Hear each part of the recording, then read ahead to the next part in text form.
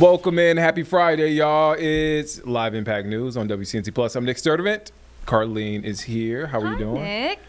It's Friday. It is Friday. It's Friday. It's Friday. It's Friday. It's Friday. I can't wait for the weekend. This is pretty much 80-degree weekend? Yeah, it's here. For real? The weekend is here. I said I can't wait for the weekend, but it's here. It's here. Carlene may be going to the pool this weekend.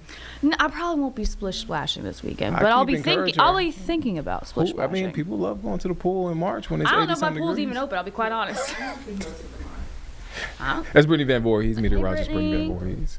Hey. Hi. My pool is open. My pool is always open, as long as it's warm enough. Like people were at the pool, a couple of weeks ago when it was like in the 70s. That's so crazy yeah, to me. and even last week there were people at the pool. I feel like ours closes just because they just don't want to like have to worry about maintenance and stuff when it's like all up and down and up And maybe and down. I'm tattletelling right now. Like maybe I shouldn't be saying this, but well, I they feel don't like know you where I would live. know if your pool is closed. Yeah, no, there's no sign or there's no sort of messaging saying the pool is closed between this month and this month. Right. No, we get an email that says like the pool's officially closed for the season, Yeah, and we get an email nah. that says the pool is officially open for the season. We haven't got that, but people will be at the lake this weekend. Yeah. I'm sure people will be on a boat. White Water Center. White Water Center will be For popping, sure. I imagine. Oh, man. But you probably want to stay hydrated because it's going to be very warm. Yeah. I do, in the words of Brittany, when you're in the sunlight, it's like 20 degrees hotter versus when you're in the shade. Depending on the time of year. Depending on the time of year. Right now we're probably like 15. I remember. Yes. I think about the Panthers games whenever. Boiling. Yeah, at Bank of America Stadium. Yeah. So. Well, especially if it's early in the season. Yeah. Especially if you're on the sunny side of the stadium. Yeah, you just cooking like bacon. Cooking. But Cooking what's like really bacon. nice is like when the temperature's like 50 and you're on the sunny side of the stadium. That is, Then it's I've very been in that. comfortable. Same Yeah, in yeah. December. All right, let's stop talking about football season because it's nowhere near being here. But we can talk about the beautiful weekend that we have ahead. And really, it starts today. Temperatures today in the 70s, and there's a lot of sunshine going around. Very, very stark contrast from where we were earlier this week, where we had 30s and 20s. Here's the current look there at downtown Monroe. You can see sunny, mid-70s today. This weekend, yes, we're heating up fast. We're in the 80s on Saturday, close to record heat on Sunday for the 22nd. A small cool down early next week, but for the most part, the next 7 days really does encompass pretty normal weather for this time of year, if not slightly warmer than normal. So here's your hour-by-hour forecast today. We're hitting right around the mid-70s. There is a light breeze, so at least the air itself is not stagnant. You never want that, right, when there's sunshine and temperatures about 10 degrees above average. As we go into the weekend, again, we are going to have more cloud cover mixing in at times, but with that, warmth and moisture is going to return. So Friday night, nice and dry. Temperatures pretty mild overnight because we do see a few clouds mixing in. I'm not expecting a big chance of rain on Saturday, but we do have a chance for a few pop-up storms southwest of Charlotte after about 5 p.m. You'll notice here if Charlotte is in the mid-70s and looking nice, you can see Rock Hill over toward southern Gaston County, Chester County. Now, that doesn't necessarily mean that is, we always say models are guidance, not gospel. It doesn't mean that that exact area is going to see storms, but we will be targeting that southwesterly side of the Charlotte area. Here's 9 o'clock. You can see down toward Lancaster County. So clipping us just to our south and southwest. Sunday morning starting off very nice. Even more sunshine Sunday afternoon. And Sunday is the day where we are going to be targeting close to record-breaking warmth. So here's the overall weekend forecast. Partly cloudy tomorrow, 83 degrees, about 20 degrees above average on Sunday. Kicking off in the upper 50s, reaching 88 degrees in the afternoon. 88 does put us within 1 degree of the record set back in 1907, over 100 years ago. 89 is the record for March 22nd, which is again Sunday. So close to it, probably not going to get quite there, but even getting close to records this time of year, the deeper you go into the month of March, the closer you get to those records having a 9 in front of them. So what is it going to feel like over the next 10 days? Well, Saturday, Sunday, and even Monday too, we're feeling more like mid to even late May. So certainly feels closer to late spring, early summer.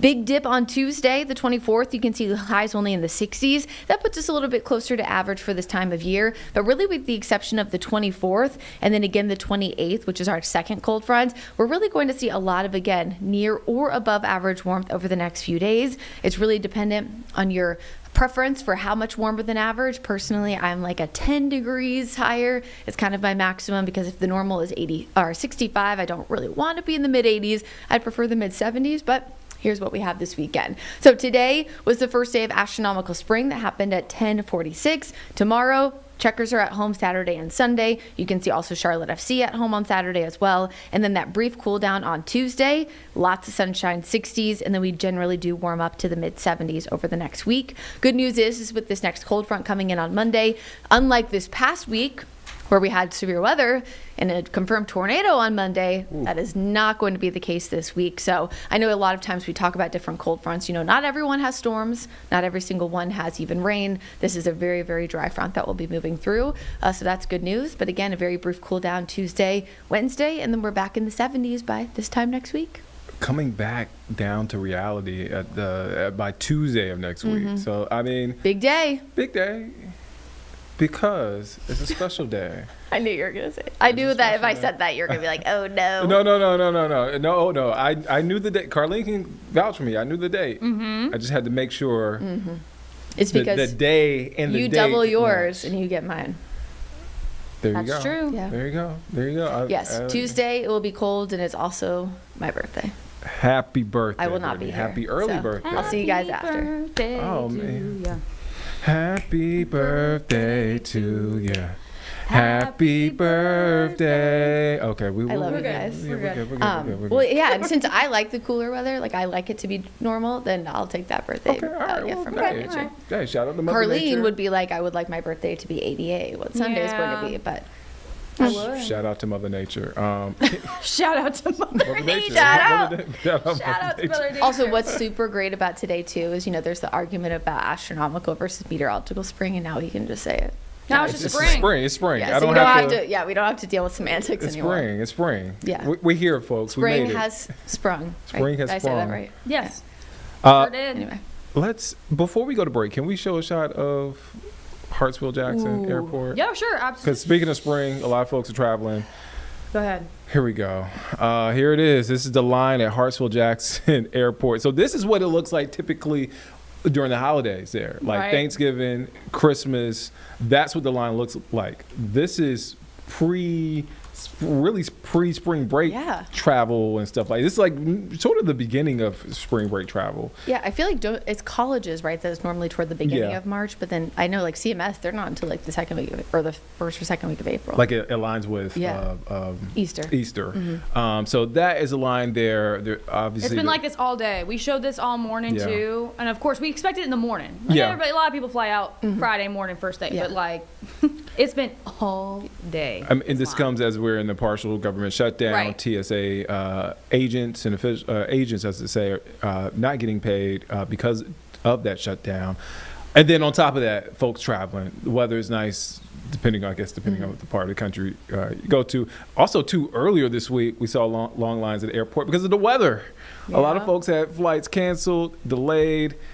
Obviously, Monday was just a mess Yeah. outside. So That's pretty much just this time of year. But I think it's the timing, like you said. Yeah. Nice weather, spring break, it being a weekend. yeah. Unfortunate with the government shutdown, and then Hartsfield Jackson is just a mess. It's really, just- no matter what. It could it's be a- 3 a.m. on a Wednesday, and it's a mess. It is a mess there. All right, let's head to break. We'll be back here in just 2 minutes here on Live Impact News on WCNC Plus.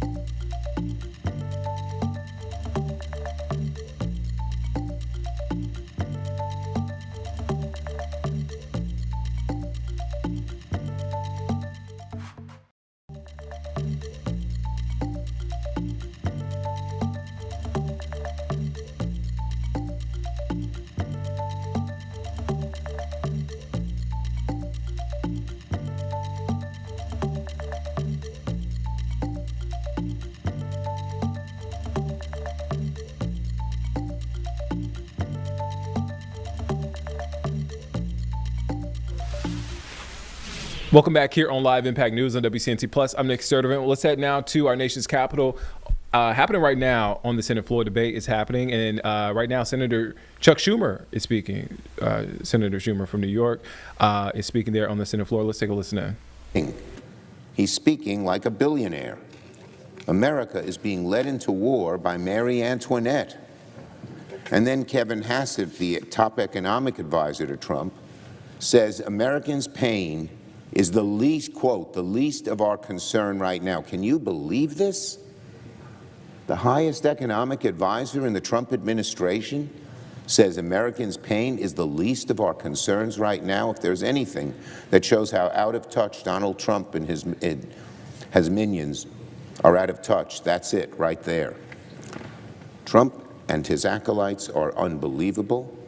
They're so clueless. They're in a bubble. Meanwhile, the war with Iran is expanding.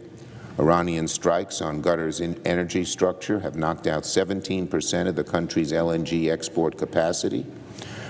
Qatar Energy says 2 LNG trains could be sidelined for 3 to 5 years, a staggering blow to global energy markets.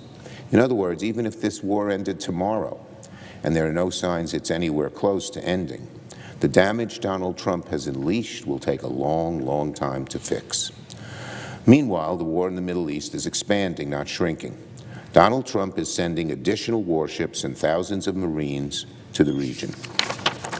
He refuses to fully rule out boots on the ground, a step that would mean more American casualties and even higher costs than he now projects.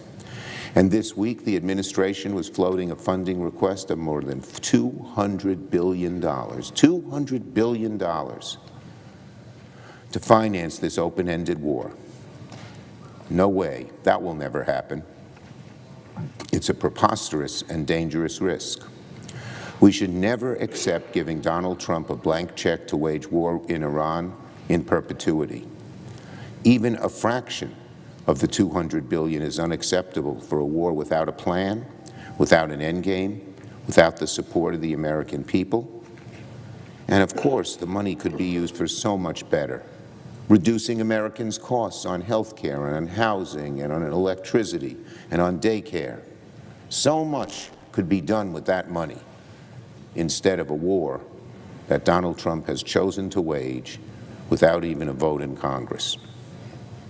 Meanwhile, Trump continues to vilify and bash our closest allies, even as he publicly asks for their help.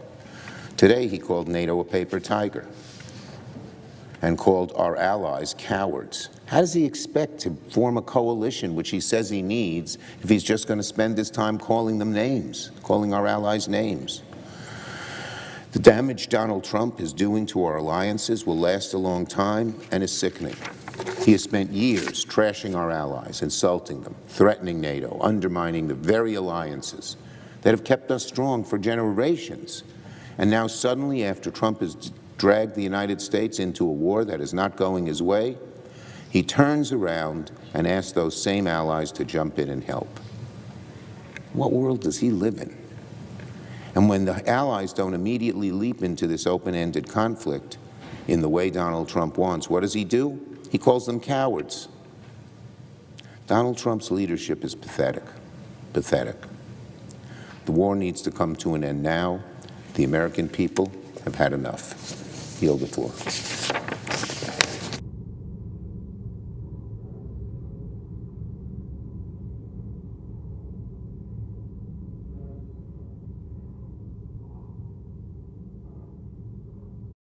All right, so that is a live look there at the Senate floor in Washington, D.C. We just heard from Senator Chuck Schumer. Let's come back out here in studio, and let's go to break. We'll be back here in just 2 minutes here on Live Impact News on WCNC Plus.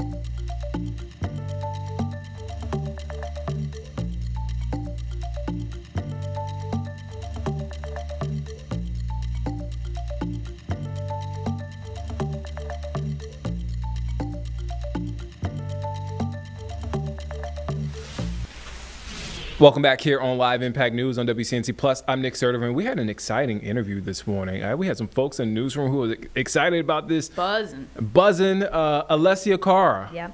Dropping her new collection, your favorite songs, reimagined in jazz and soul. She's talented, man. She's talented. So we got a chance to hear from the Grammy Award winner, Alessia Cara. Jane Monreal did that one-on-one. Let's take you there now. In case you missed it, she also, of course, talking about her latest album. Take a listen to it. At 9:38, a special guest for you right now because Grammy Award-winning singer, songwriter Alessia Cara has spent a decade building her career and making herself one of pop music's most genuine billion streaming careers, starting with the breakout anthem, of course, Here, which I've been singing all morning. She's laughing. She's like, it's not quite it, Jane. Today, she's celebrating 10 years of music with something truly remarkable. Love or Lack Thereof is a brand new 12-track album out right now. We're thinking jazz, we're thinking soul, we're thinking all of your blues hits, Alessia, reimagined, right? Happy release date to you.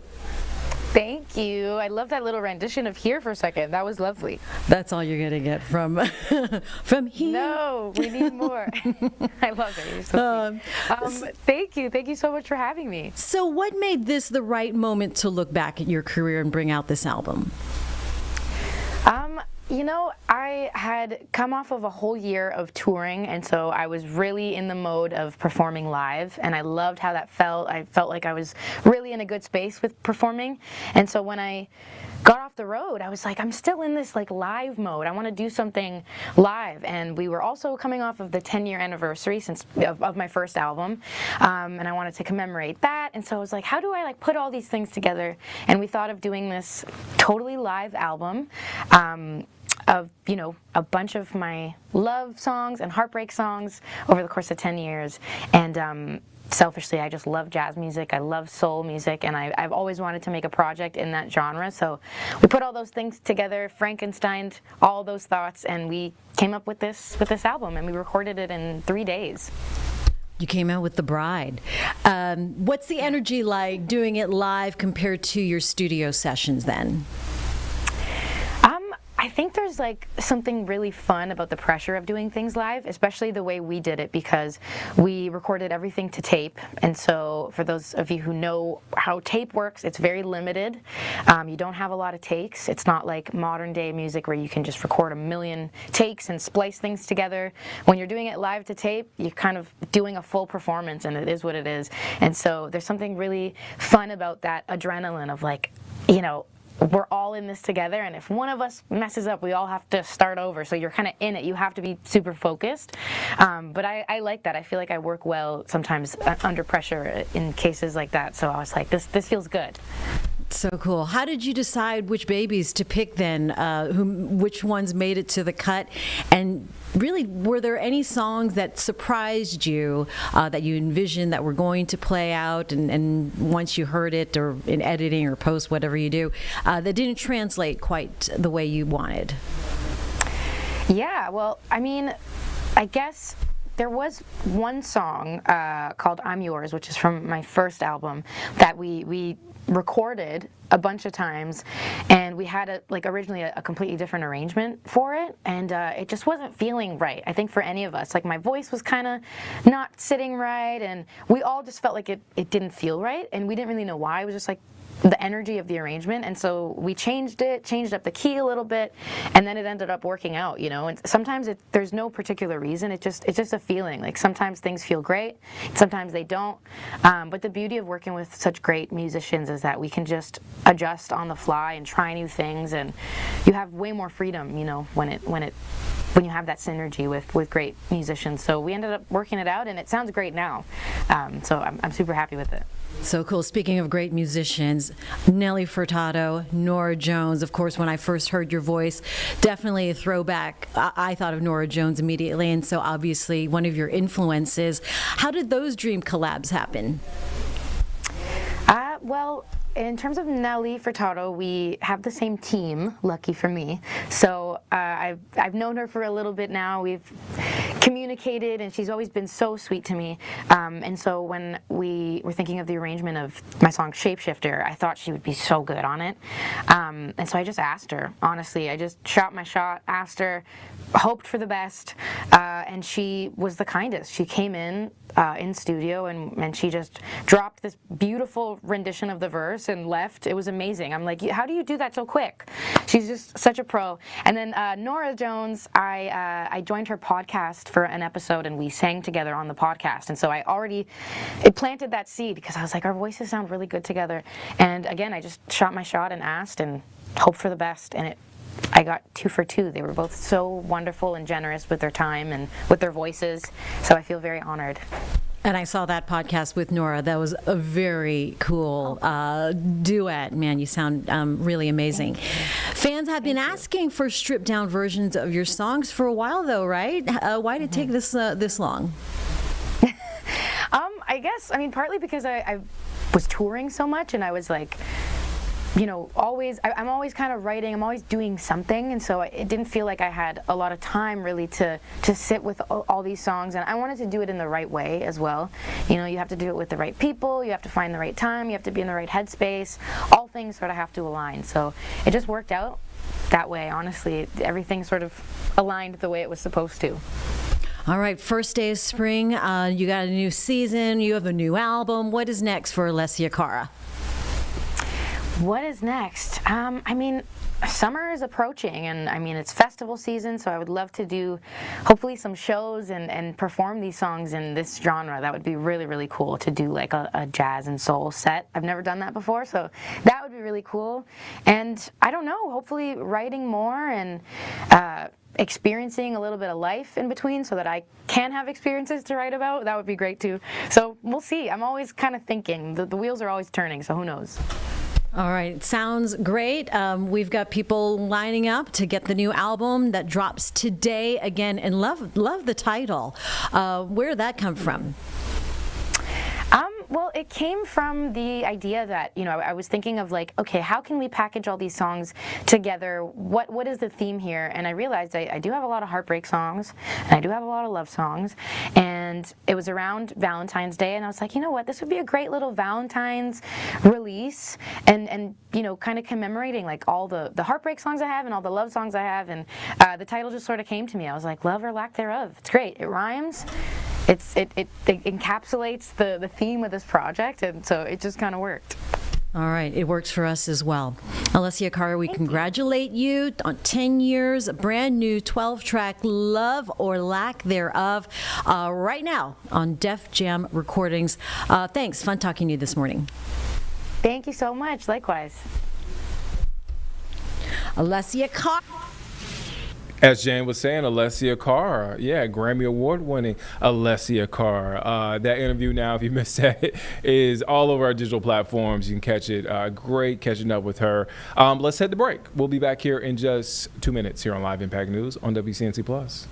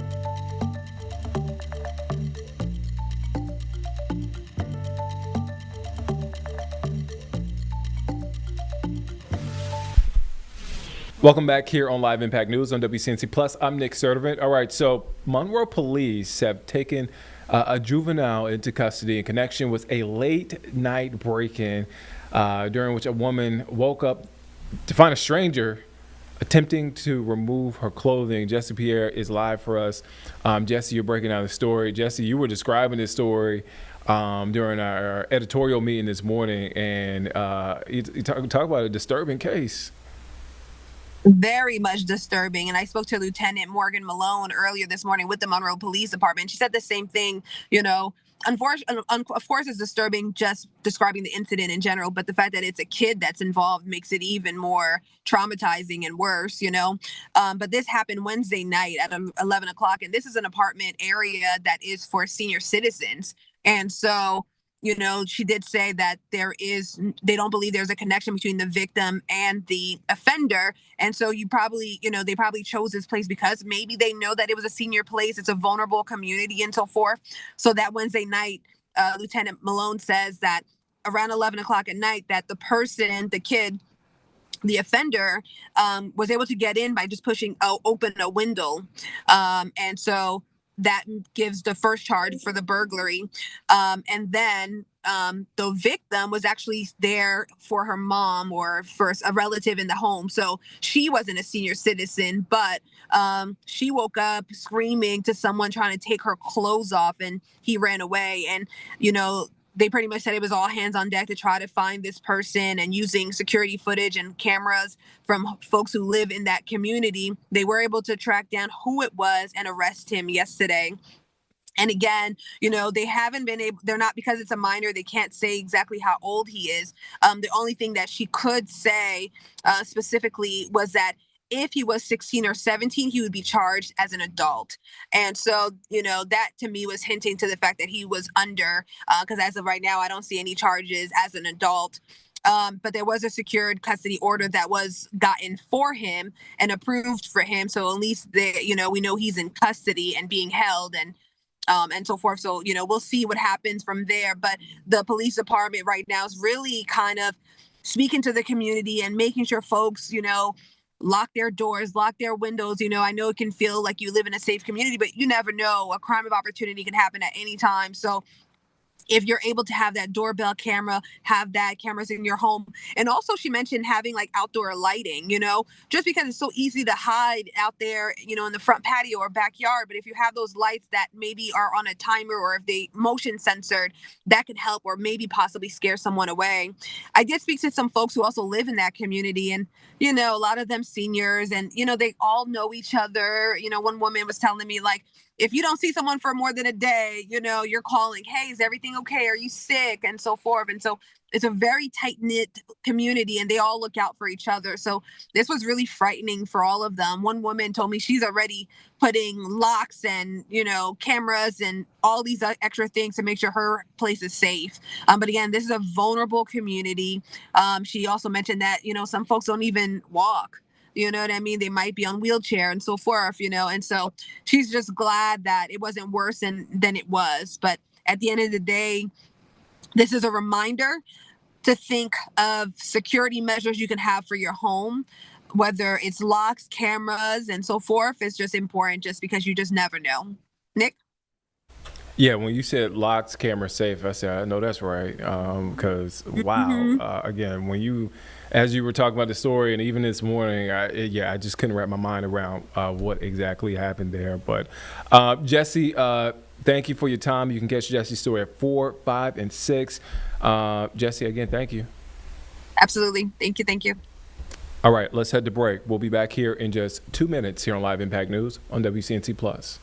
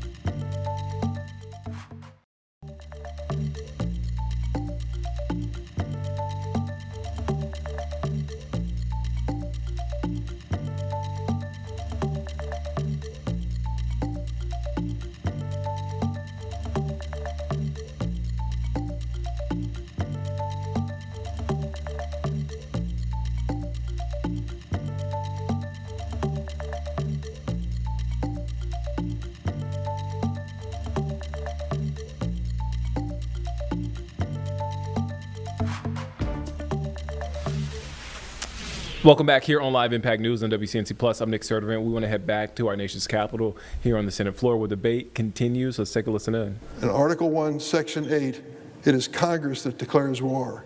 And yet we had no explanation formally from this administration and no opportunity to ask basic questions.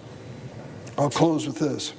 22 years ago, there was a vote in this chamber, a vote to invade Iraq. If you remember, we had a fulsome debate before that happened. And the administration under President George W. Bush explained they had weapons of mass destruction which threatened our allies and friends and even the United States, and that's why we had to invade. I was skeptical of that. I was one of 23 senators who voted against the invasion of Iraq 22 years ago. 1 Republican and 22 Democrats. We voted no. It turns out to be the best vote I ever cast. When we sent our forces in there, Saddam Hussein was swept aside quickly, and then they started looking for weapons of mass destruction and found none. None. And here we go again.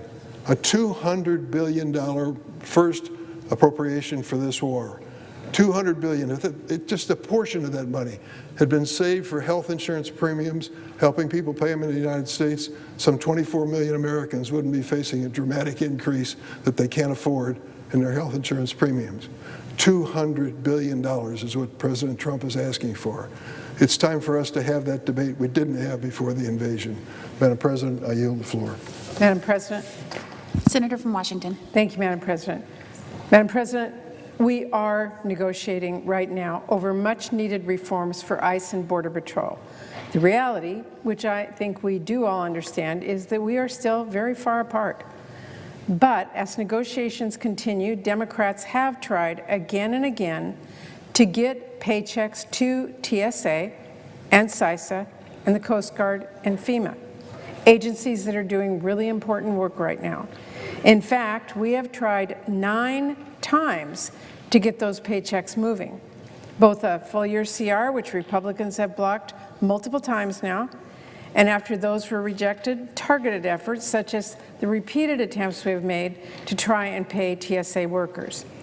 The only reason these workers are going without pay right now is because Republicans are holding their funding hostage so they can try to give ICE even more money without including any necessary reforms. That is what the bill Republicans have once again teed up for a vote would do. So Republicans are saying, we will not let you give TSA or other important agencies a single dollar unless you let us shovel billions of dollars to ICE and Border Patrol, which are already sitting on billions of dollars. Think about how absurd that is. Republicans won't let us give more funding to TSA, which can't pay its employees right now, unless they can give more money to ICE and Border Patrol, even when Republicans know ICE officers are still getting paychecks, because Republicans know Border Patrol agents are getting paychecks. They know they already shoveled billions of dollars at these agencies in their big ugly bill. Secretary Noem went out and blew hundreds of millions of dollars to cut ridiculous ads and plaster her face all over TV. She blew hundreds of millions on new private jets. ICE wasted millions on souped-up SUVs with flashy paint jobs, and they can't even use them. So what ICE and Border Patrol need is not more money. What they need is accountability. Democrats have been very clear what we are asking for here since late January, and our asks have not changed. We are talking about incredibly basic, necessary reforms. Taking off masks, requiring body cameras and IDs is not some extreme thing. Requiring judicial warrants is not some extreme thing. It actually is the same procedure local police use, and we need these reforms because they directly respond to the abuses that have been happening. You know, with warrants, you won't have a random American citizen getting dragged out of their car on their way to a doctor's appointment. With warrants, you don't have so much profiling, where ICE and Border Patrol haul the same American citizen away from his work site twice, not charged with a crime, not part of a targeted action, just hauled away by masked thugs. With warrants, you don't have so many cases of mistaken identity, where ICE drags a man out of his house in his underwear and even refuses to look at his ID. Now, the DHS Secretary nominee just this week said they would use them. That is a welcome surprise. But we need to see that in legislative text now. And let's talk about why it's important to have ICE follow the same basic use of force standards as our local police. If federal agents were following proper use of force, maybe families on the way back home from a basketball game wouldn't get tear gassed, and parents wouldn't have to bring their baby to the hospital when they stopped breathing. If federal agents were following proper use of force, maybe citizens like Miramar Martinez and Carlos Jimenez would never have been shot by federal agents.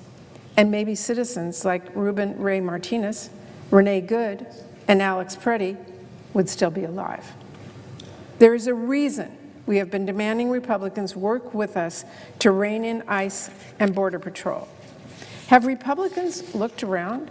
They gave ICE and Border Patrol unprecedented sums of money, and then Donald Trump and Stephen Miller turned them into rogue agencies. Republicans don't want to talk about that. They don't want to even address that. But the American people have had enough of this rogue agency. We need to rein it in, and we are negotiating right now over how to do that. But it is clear it's going to take more time to get there. And we need the White House and we need Republicans to finally address these key reforms. But there's no reason to make TSA wait for their paychecks. Absolutely none.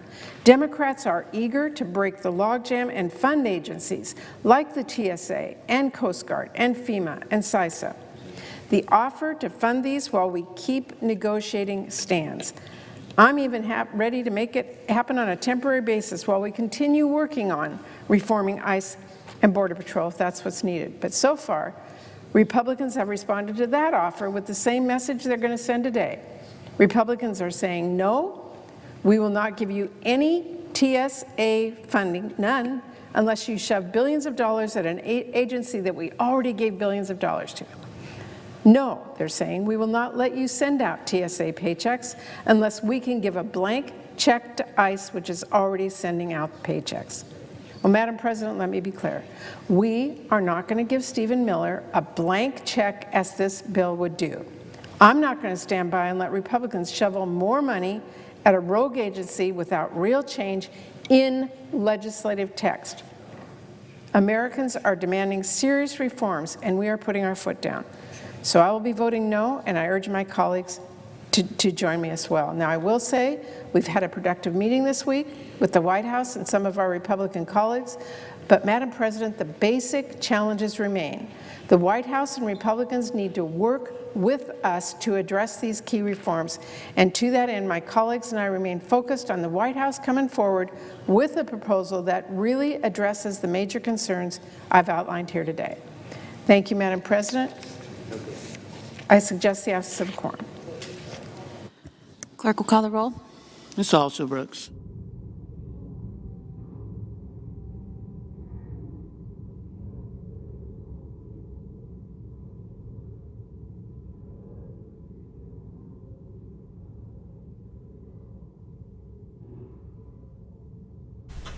All right, so that is a live look there at the Senate floor. We're going to come back out here, and we're going to head to break. We'll be back here in just 2 minutes here on Live Impact News on WCNC Plus.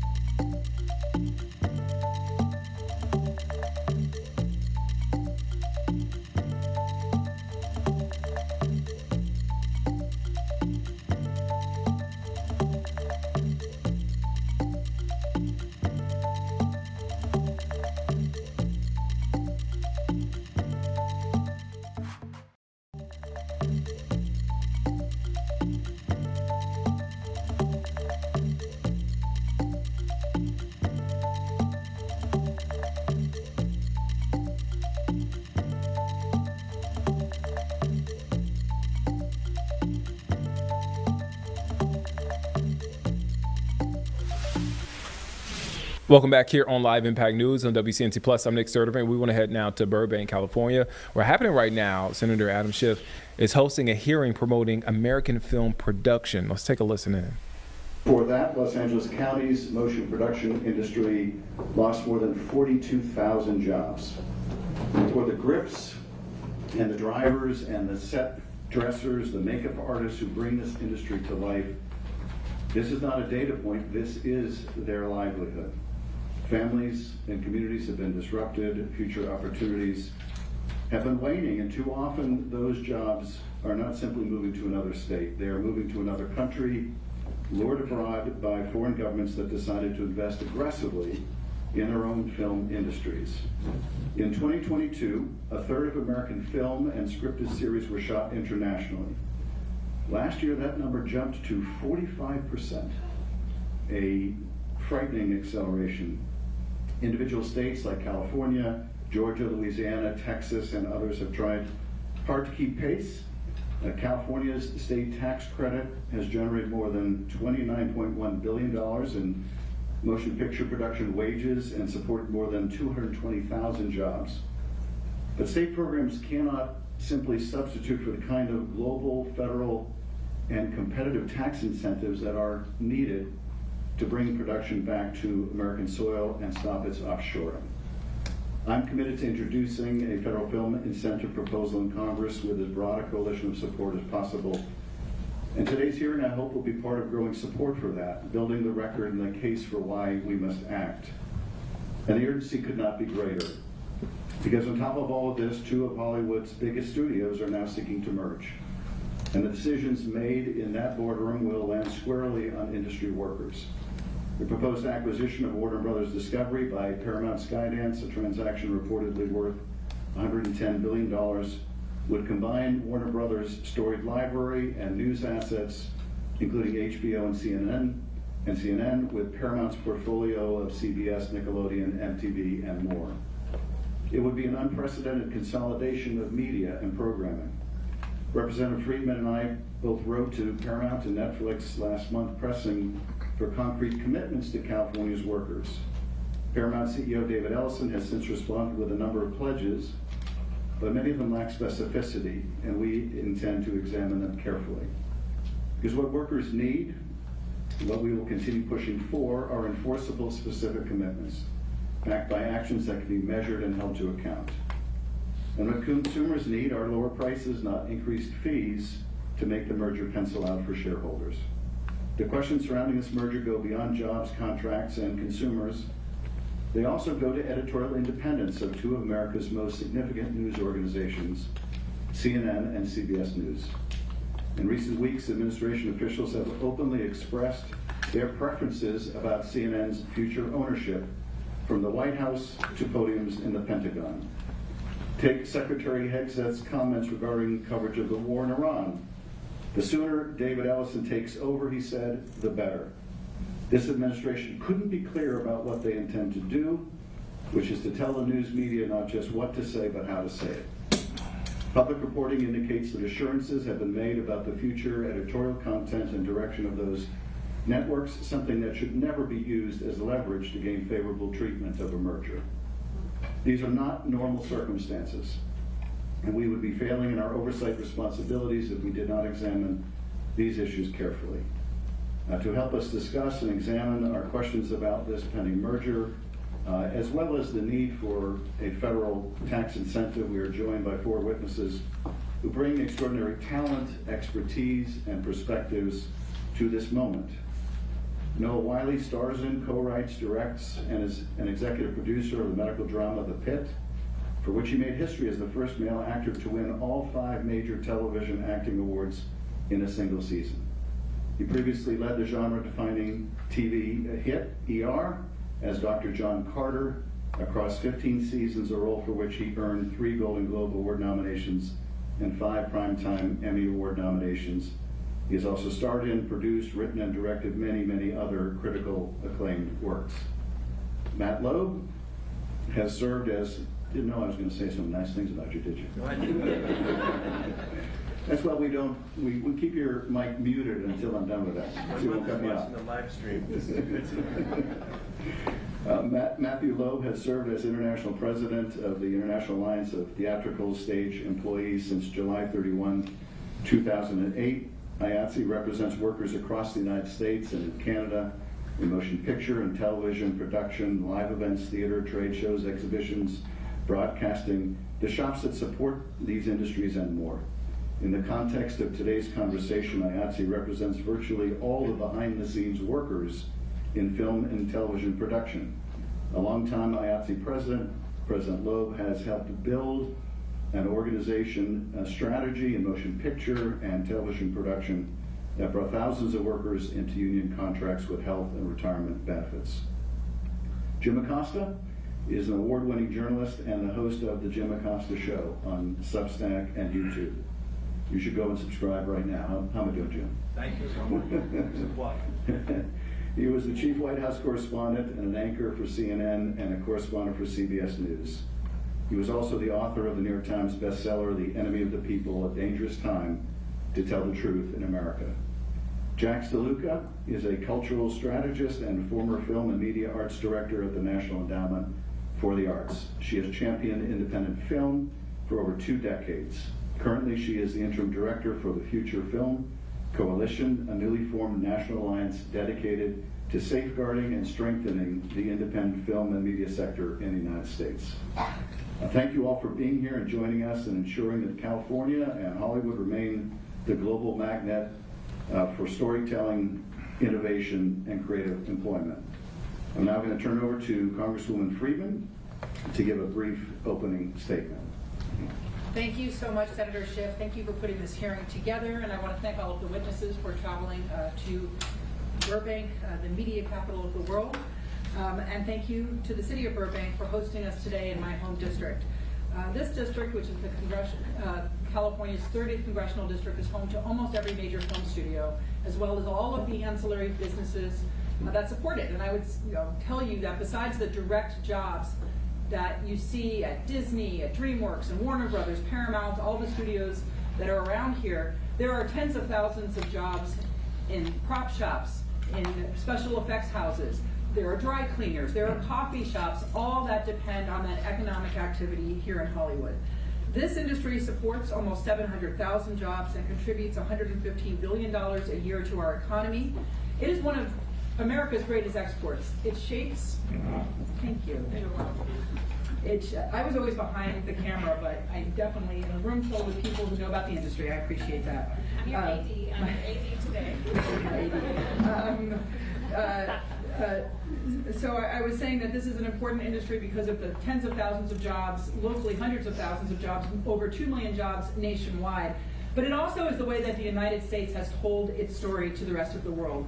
And when you ask people who immigrate to this country what drew them to America, what made them want to come here, very often they'll talk about their vision of this country, of freedom, of what this nation means to people and to immigrants through the way we have told our story in movies from Hollywood. If you look at products that are sold around the world, from Levi's blue jeans being a huge driving global force in the 60s and 70s, much of it traces back to the image of those products in American movies. So there's a lot of value in this industry beyond the jobs. But here in Los Angeles, while we are recovering from devastating fires, when we've had so many struggles, the prospect of losing thousands of jobs right now is just overwhelming to the people in Los Angeles. And we have seen this industry bleed jobs decade after decade. I moved here in 1992. I was living in New York working at HBO, and I got a job at Paramount Pictures. That's what brought me to this coast. It's what brought so many people here. Those jobs and that economic ecosystem that brought me into this community has been failing for years. And this merger is seen by so many people as a harbinger of things to come, of a shrinking of this industry that seems overwhelming to Los Angeles. LA County lost more than 42,000 motion picture jobs from 2022 to 2024 and production declined over 13% just in 1 year. And we have seen that year after year. That's not just those direct jobs, it's also all of those other companies that depend on that. So there's a lot at stake as production leaves. And now with Paramount, Skydance's $110 billion acquisition of Warner Brothers Discovery, that's going to combine 2 of the 5 remaining Hollywood major studios. Paramount's projecting $6 billion in synergies, And we know what that word means. It means cuts, it means layoffs, and LA workers are going to feel that first. This merger could define whether Los Angeles remains the entertainment capital of the world or becomes an afterthought. Senator Schiff and I have been addressing these concerns every single day, and I want to praise him for being such a leader on this issue. We demanded concrete commitments from Paramount, and Ellison's letter put some of those on the table, including in his letter, he talks about both studios combined producing 30 films a year, a 45-day theatrical window, and real support for the federal film tax incentive that Senator Schiff and I are working on in Congress. And we intend to measure them. We intend to hold them to those promises. And that's why the oversight that Senator Schiff is leading here today is so important. Because the workers, the thousands of workers on sound stages and back lots and all across Los Angeles need to see these promises hold up in their daily lives, not just in a letter. So we are all prepared to go on the offense. I'm fully committed to working on bipartisan legislation for the National Film Tax Credit to keep production and paychecks here at home. The future of the industry is truly in our hands, and what happens next with this merger is important. It's important that our federal regulators do their jobs, that they are impartial as they look at this merger, and that the president's personal feelings towards any one company or any one owner is not what is being considered, that it's the jobs here at home, it's the impact on consumers in terms of their choices when they stream, and it's on the economy. Those are the basis upon which this merger should be judged. With that, thank you again for having us. Thank you, Representative Friedman. I now would like to invite our witnesses to make their opening statements. Mr. Wiley, if you'd start us off. And you have to make sure the green light is on. Green light. All right, so that is a hearing that's happening live there in Burbank, California, as Senator Adam Schiff hosts a hearing on American film production there. Let's come back out here and let's head to break. We'll be back here in just 2 minutes here on Live Impact News on WCNC Plus.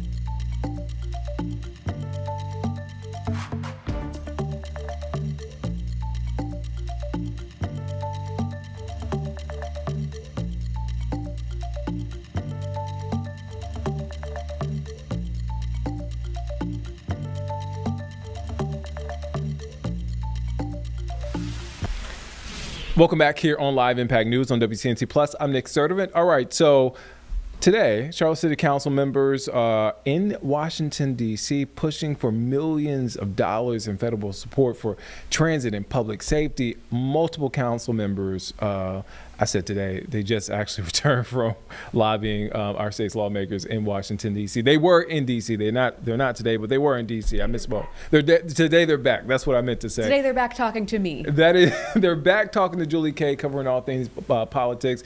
That's the voice of Julie Kay. That's the face of Julie Kay. But two big issues that we've been talking about for a while now: public safety and also transit here. So that's what they were there for. Yeah, those are two of the biggest things that they're asking for, and that's not uncommon necessarily for city leaders to be in communication with federal leaders, but this was a really interesting opportunity for multiple members, including all three of the new members, to go to essentially a conference with other cities to learn about how to lobby your lawmakers. And then the last day of it, they went to Capitol Hill and talked to them, our representatives and our senators, about what Charlotte specifically needs. Now, a lot of these things, you might think, why wouldn't the state do that? Of course, the state does not currently have a budget. North Carolina, as we've talked about multiple times, is the only state without a new budget. Of course, we're just kind of operating under the last budget, but that means that any additional asks they can't do. One of the biggest problems is law enforcement pay, which you and I have talked about a lot. And so that is a piece of what they're now going to the federal government and asking for. And I got a chance to look at the documents. And Stein was just talking about this yesterday. Yes, so very timely. Yeah. And this will continue to be timely until something is done. I mean, CMPD Chief Estella Patterson has talked about this at length, to state lawmakers as well. But it's not necessarily just pay. We've got take-home patrol cruisers, which we've heard from Patterson before, more body cameras, police radios.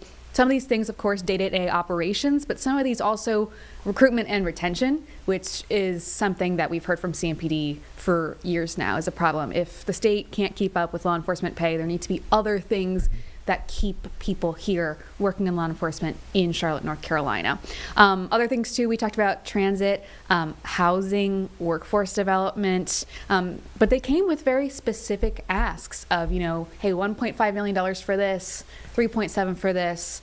And so it just put it out very clearly for federal lawmakers. If you get a chance to get some money for Charlotte, this is exactly what we need.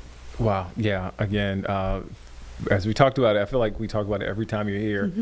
Funding, resources continues to be the thing. Everything is money. Everything's about it, which understandably so. Sure. Julie, when can folks catch your story? I'll be on at 5 and 6. 5 and 6 o'clock. Julie covering all things politics. Thank you for stopping by. Thank you. And let's head to break. We'll be back here in just 2 minutes here on Live Impact News on WCNC Plus.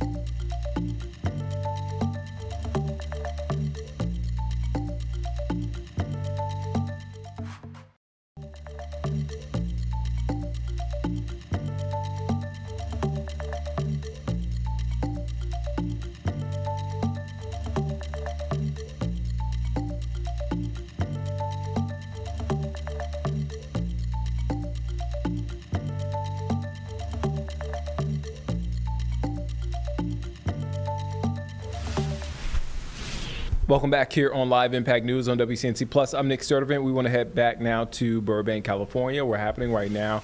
Senator Adam Schiff is hosting a hearing promoting American film production. Let's take a listen in.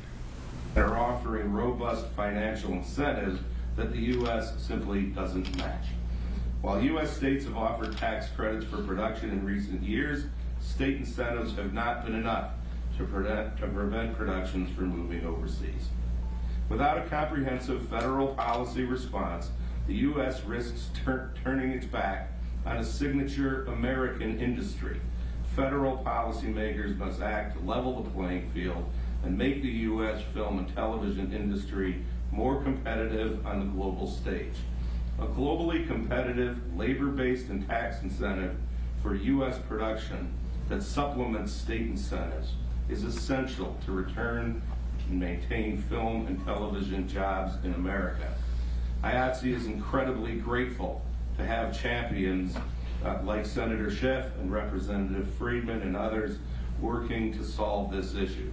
Their strategic efforts have built momentum towards the introduction of a federal film and television production tax incentive, and IATSE will continue its tireless advocacy with Congress and the White House to achieve that goal. And thank you. Thank you, President Rhodes. Mr. Acosta, you're recognized for your statement. All right.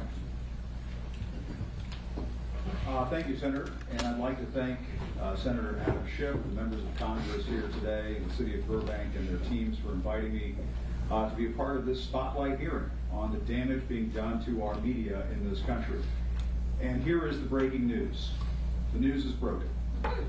We may not be able to put the pieces back together again if the Paramount Warner Brothers Discovery merger goes through and puts my former home, CNN, under the control of the Ellison family. You see, the President of the United States, Donald Trump, has cracked the code on how to hurt the press in America. You may recall Trump and his team seized my press pass during his first term. What is happening now goes way beyond that. As a former White House correspondent, an anchor for CNN, and a former correspondent for CBS News, I can only report to you what I see with my own eyes. An assault on our freedom of speech and the free press in America by the most powerful man in the world, who is taking us all down the road of Putin or China-style, state-dominated or state-controlled media in this country, owned by the oligarchs in service to Trump and MAGA, all in the name of special treatment for the wealthiest Americans at the expense of everyone else. Ladies and gentlemen, the news does not belong to the oligarchs. It belongs to us. Take a look at this Truth Social post from Trump just last weekend. Under a banner that reads, President Trump is reshaping the media, he boasts about defunding PBS and NPR, as well as forcing anchors and hosts out of the station's biggest TV networks. Trump brags he's gotten rid of the likes of Stephen Colbert, Lester Holt, Joy Reid, Chuck Todd, John Dickerson, and Terry Moran. It's funny that Trump is taking responsibility for these moves. Here I thought these were just, quote, programming decisions by the networks. Perhaps there is more to that story. And I should note there's even a mention of this reporter before you today. And while it is amusing to live rent-free in the head of the President of the United States, I must tell you what's more disturbing is what is laid out in the rest of this Trump post, because it matters to all of us. In the next section, under the subheading, Reforms, there are references to some of the latest troubling media moves made by one of the richest families in the world, the Ellisons, who were very close to Trump. And we can see that Truth Social post again. I can just point this out. One of the reforms listed reads, Save TikTok. Save TikTok. A nod to the Ellisons taking control of that popular social media platform. But go further. Under that logo, there are references to the new ownership of CNN and a news bias ombudsman for CBS. The Ellisons, who have recently purchased Paramount, the parent company of CBS, are rapidly expanding their media empire by making what appears to be a successful bid to acquire Warner Brothers Discovery, which owns CNN. That would put CNN, together with CBS and TikTok, under the control or influence of one family that is closely aligned with the White House. Just go right down the row there, right down the line there. There you have it. Tic-tac-dough, or perhaps I should say tic-toc-dough. The Trump administration, should it approve the Paramount WBD merger, and it looks like they will, would be setting the table for a MAGA-friendly family to own an unprecedented amount of the news and information we consume in this country. That is not media consolidation, ladies and gentlemen. That is media domination. What's stopping that kind of media giant from gobbling up NBC or ABC next? This very real possibility, if realized, poses a danger to our democracy and the American dream. Just look at what has taken place at CBS since the Ellisons, you can lower that now, sorry about that. Just look at what has taken place at CBS since the Ellisons installed Barry White as the head of the once fabled Tiffany Network. As I said, I used to work there. She has just this morning announced a crushing round of layoffs. The anchor she hired for the CBS Evening News closed one recent edition of that broadcast by saying, "Marco Rubio, we salute you." On another edition, he whitewashed the attack on the U.S. Capitol on January 6th and claimed there were two sides to the story of that day. That's in addition to the disclosure that 60 Minutes had temporarily shelved a segment on the infamous CCOT prison in El Salvador that is used by the Trump administration to lock up migrant detainees. Ladies and gentlemen, when 60 Minutes is in trouble, we're all in trouble. It is not a stretch to say we would likely see the same kinds of MAGA-friendly editorial decisions should the Ellisons take control of CNN. That's exactly what the Trump administration wants. As one of my former colleagues at CNN just told me earlier this week, they're not worried about hitting the iceberg. They now see the iceberg, and they're bracing for impact. Just last week, as the senator mentioned, Defense Secretary Pete Hegseth slammed a report from some of my former colleagues at CNN shedding light on the Iran war by saying this, and I quote, "The sooner David Ellison takes over that network, the better." Add to that what the SEC chairman, Brendan Carr, tweeted last weekend, threatening broadcasters they could lose their licenses over how they report on the war in Iran. Folks, they're saying the quiet part out loud.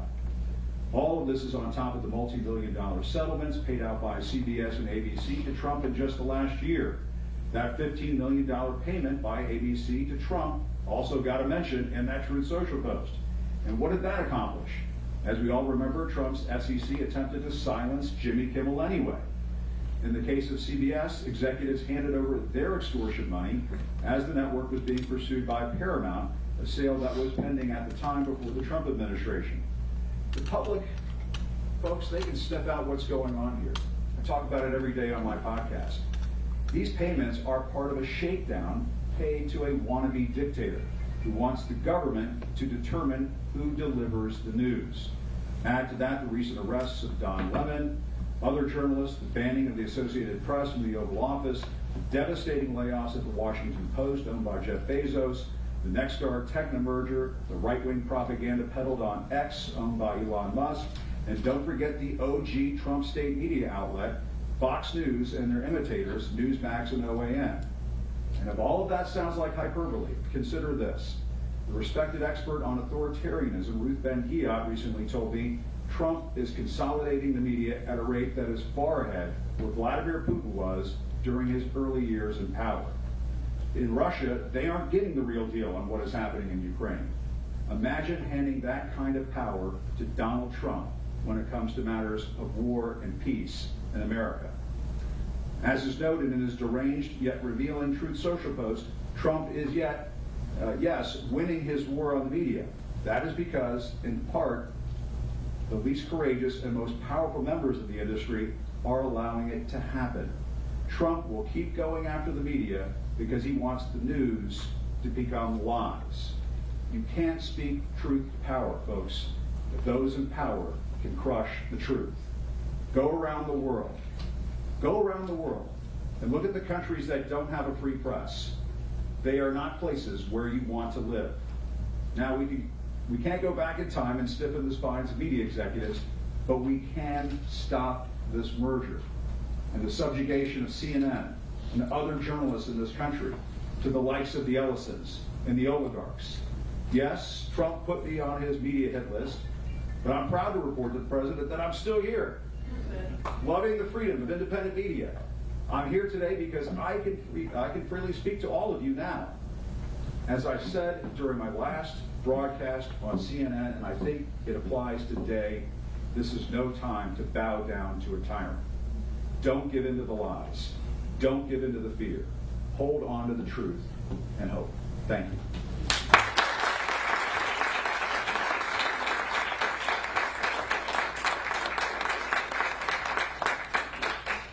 Thank you, Mr. Costa. We'll now recognize Mr. Luca for your opening statement. It will be hard to follow that. Thank you, Senator Schiff and representatives. It's a real honor to be here, so thank you for inviting us. My name is Jax DeLuca, and I serve as the Executive Director of the Future Film Coalition. We represent a nationwide network of filmmakers, producers, film workers, distributors, sales agents, film festivals, and independent movie theaters. And our members operate across every stage of the film and media supply chain. And these are small businesses that are rooted in communities across the United States. These are also workers and enterprises that form the backbone of the U.S. film and television industry, which contributes more than $200 billion to the U.S. economy. And despite this contribution, many are increasingly asking whether or not they can continue to make a living in this industry. So our coalition exists to educate policymakers like you about the realities of the industry, because this is not only a cultural priority, but an economic and strategic one, which you all have mentioned. The United States, as you know, represents the world's leading exporter of film and television. This makes our media ecosystem a central driver of American soft power and global influence. Ensuring that this ecosystem remains competitive and accessible should be a bipartisan priority. And further, this is not just a cultural issue. This is about jobs, small businesses, and local economies in every state. Years of rapid consolidation. All right, so you're looking live there in Burbank, California, as Senator Adam Schiff hosts a hearing on American film production that's happening live. Right beside that, on your bottom left, that is a shot of the TSA lines there at Hartsfield-Jackson Airport in Atlanta. Whew. Yeah, I don't want to say the cliche, but I'll say it. Pack your patience. Carlene loves that line. We're going to come back out. We're going to go to break. We'll be back here in just 2 minutes here on Live Impact News on WCNC Plus.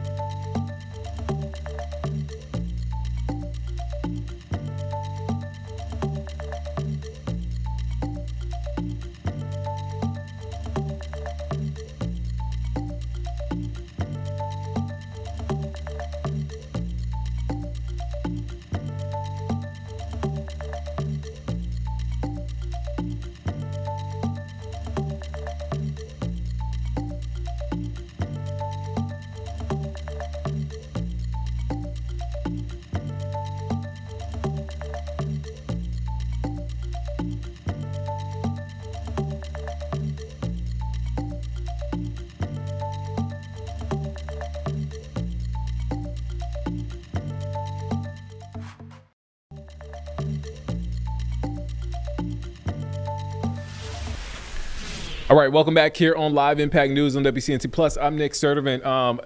Some big news, exciting news. a big weekend. Not only is it going to be warm, I know you guys are going to be out and about, but you want to go inside because it's a big event happening on UNC Charlotte's campus. So a new film, Devil in a Sundress, is premiering right here in Charlotte this weekend. It's a psychological thriller about obsession, deception, and the cost of trusting the wrong heart. Really interesting. I got a chance to check out the trailer. It blurs the line between beauty and danger, innocence and manipulation through moody cinematography and deliberate pacing.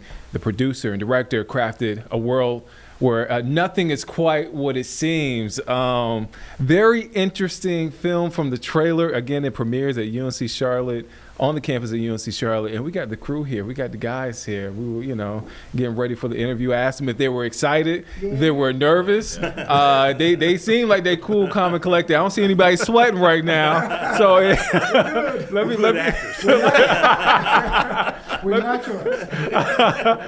So we got Tunde Sobowale, producer and director, Andy Roberts, production manager, and we have Solomon Amanji, lead actor. Yep, Man. And it's Solomon Amaning. I'm sorry. Okay. Yep, thank you. I am also an actor in the film. I was about to say, I thought I saw you. That was one of my questions. I was like, wait, Andy, were you on the film? You were the judge, right? Yeah, I'm the judge. Okay.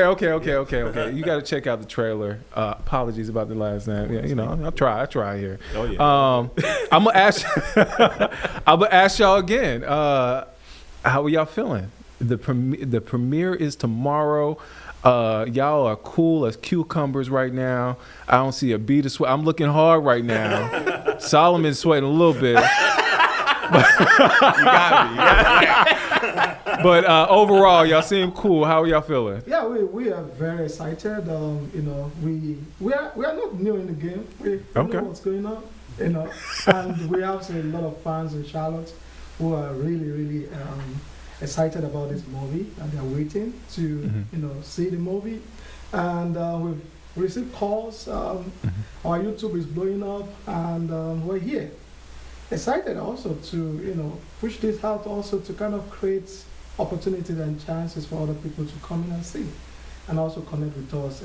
It's a beautiful movie, very impactful, great stories, and for the city of Charlotte, because we love the city and we want us to strive just like other big city in production, and we want things to happen in Charlotte, and we're making it happen.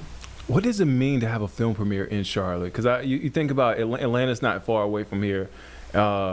LA is always, I'm thinking about the Oscars.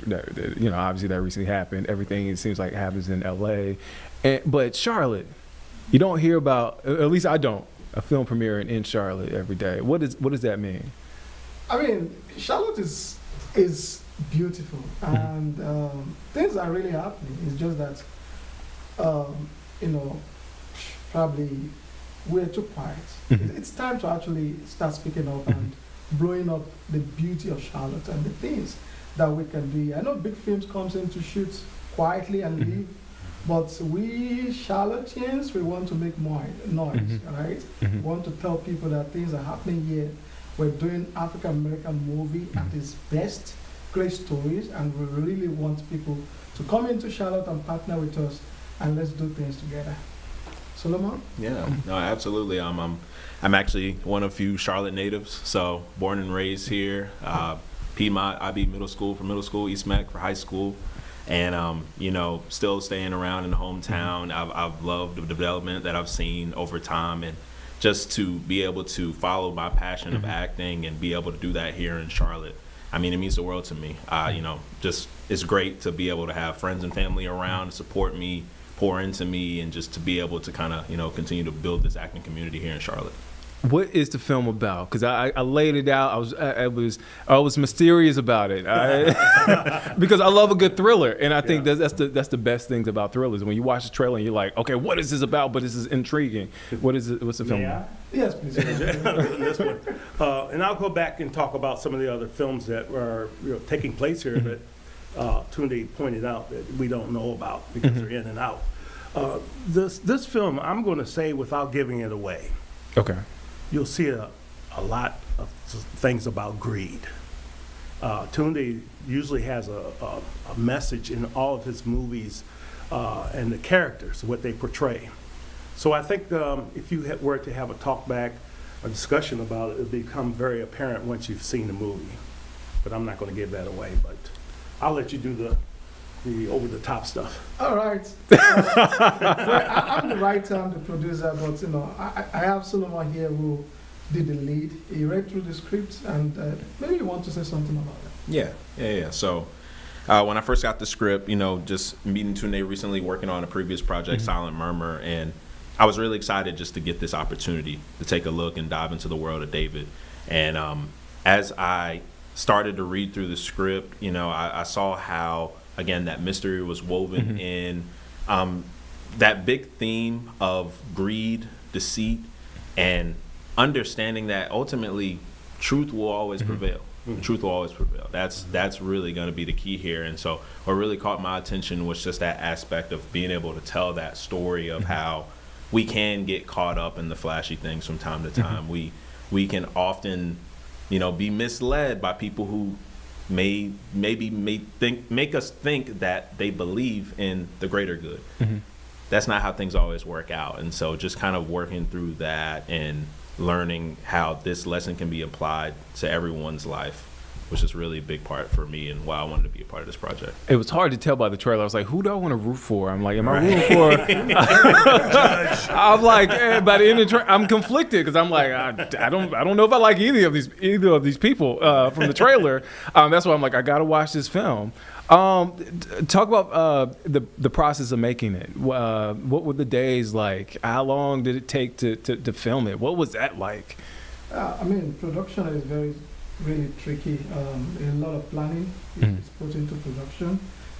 It's good when people sit and watch the end product, but the effort is really tremendous.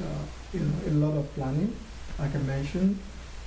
It took us about 3 to 4 months to put this together because we did pre-production, we did production and post-production. And during the pre-production, that's the most important because we want to get your people down, get the costumes, the props, the location, and also make sure that they all understand their line and the chemistry between actors.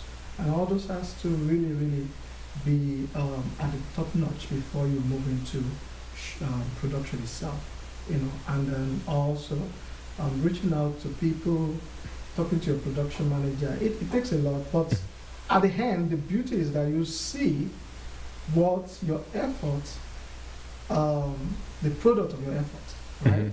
And when you sit in post-production and you see the beauty of what you have done, that really keeps you going, And I'm very excited about this movie because a lot is put in, and I guess I'm excited. Really, I'm happy that at the end of the day we're able to push this out, or we want people to come and see it. What is the appetite like for filmmaking here in Charlotte? Right, North Carolina. The Carolinas are no strangers for productions and films being shot here. But what's the appetite like now? Because I always say Charlotte is a very creative. The area is a very creative city. But is there a strong appetite for I believe so. We're gradually seeing more cinema take place, being filmed here, produced here locally. For example, this is going back some years ago. We've had, you might remember a movie called Shallow Hal.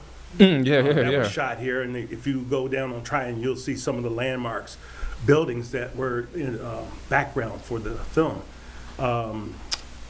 There's a lot. You can just research as many as you can, but I think overall the appetite is great. I can tell you that we're finding more quality cast and crew. By the way, our cast was wonderful, and it was great working with both of these folks. We've really become a family more than so. But I think if you really take a good look, you'll see a lot of activity in terms of movies coming and more cinema. To illustrate that, outside of the film production piece, you have a lot of community theater here too. Hundreds that you may not know about. The MTA Awards, the Metrolina Theater Association, for example, has a lot of stock, and a lot of those actors participating in those participate in some of the movies here locally. When Sydney Sweeney shot a lot of her biopic about Chrissy Martin, was done here. I did not know that. Wow, okay. In fact, I was an extra in that particular one as a emergency room doctor. So, yeah. Wow.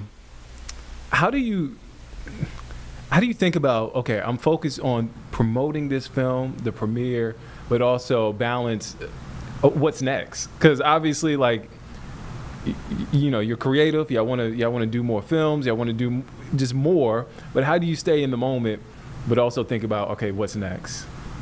Well, you know, there's always passion driving this, right? Mm-hmm. A lot of people think they have talent. Say that louder for the people in the back. I'll just about that time. You're on your own. And they jump into this. They jump into this. This is blood and sweat, my brother. Yeah. They jump into these production things, and then, you know, I've seen young people coming to me and say, "Oh, hey, Director T, I can do this. I need to pay my bills," you know. But the thing is, I said to people, look, you need to separate talent from gift. Mm-hmm. It's very important, right? Mm-hmm. You might have the talent, you don't have the gift to continue.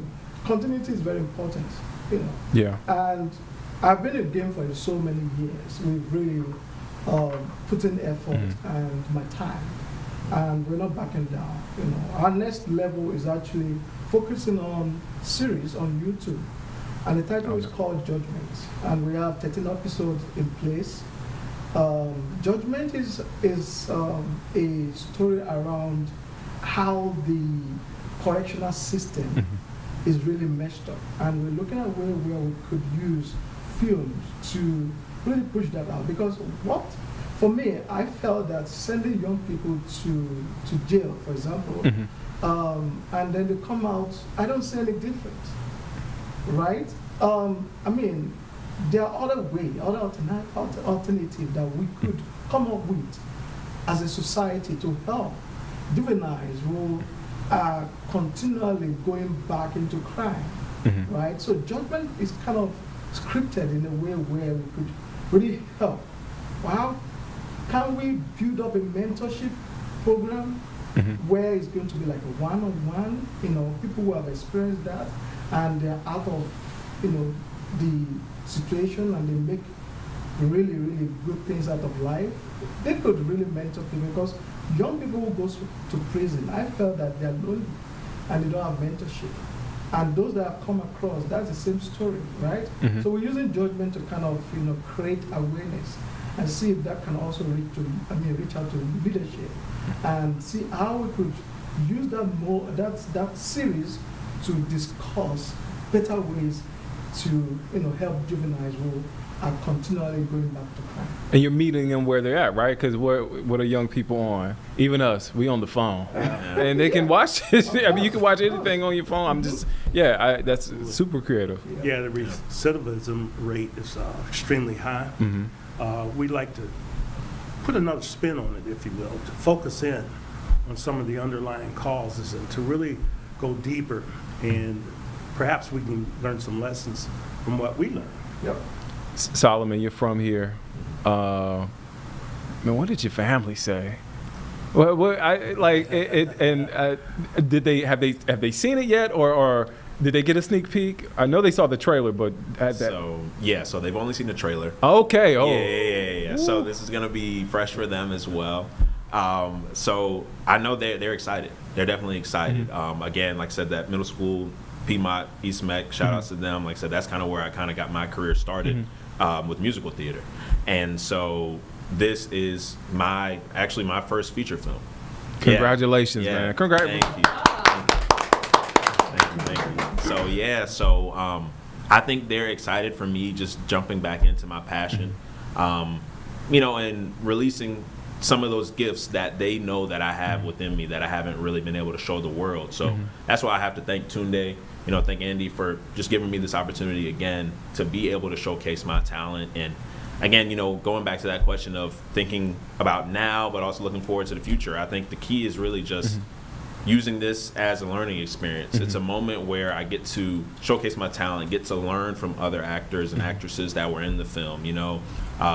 Gigi Noth, just my co-star, and many of the other actors and actresses. We talked a lot in this process as we went through rehearsals, whether we were on set or we were on Zoom calls at home. We were able to kind of build some relationships, learn from each other, share feedback. And so just through this whole process, I think everybody's just been very excited.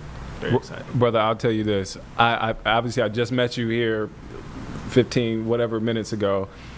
I'm like, is that the same dude? You really lost yourself from watching this trailer. So congratulations, because I was like, this is a totally. That's the point. But I was like, wait, is that the same dude?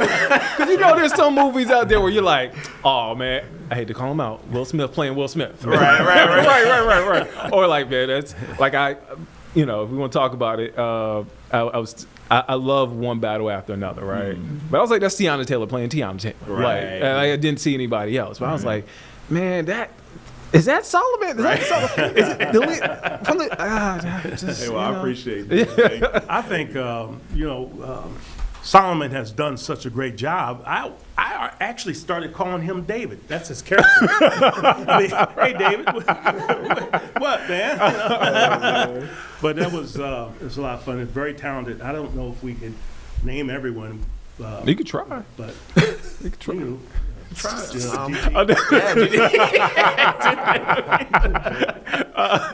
got to come and see the movie, then you can see all the names. That's because you don't want to, skip anyone. Toy, Akila.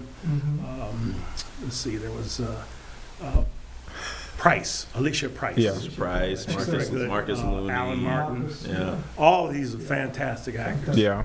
Yes. I mean, well done. Yeah. No, go ahead. If you will continue to I don't want to cut you. I'm already in trouble. I take the blame. I got you in trouble, Eddie. I got you in trouble. I put you out there. One last question before I get you guys out of here. You've been so gracious with your time. Oh, thank you.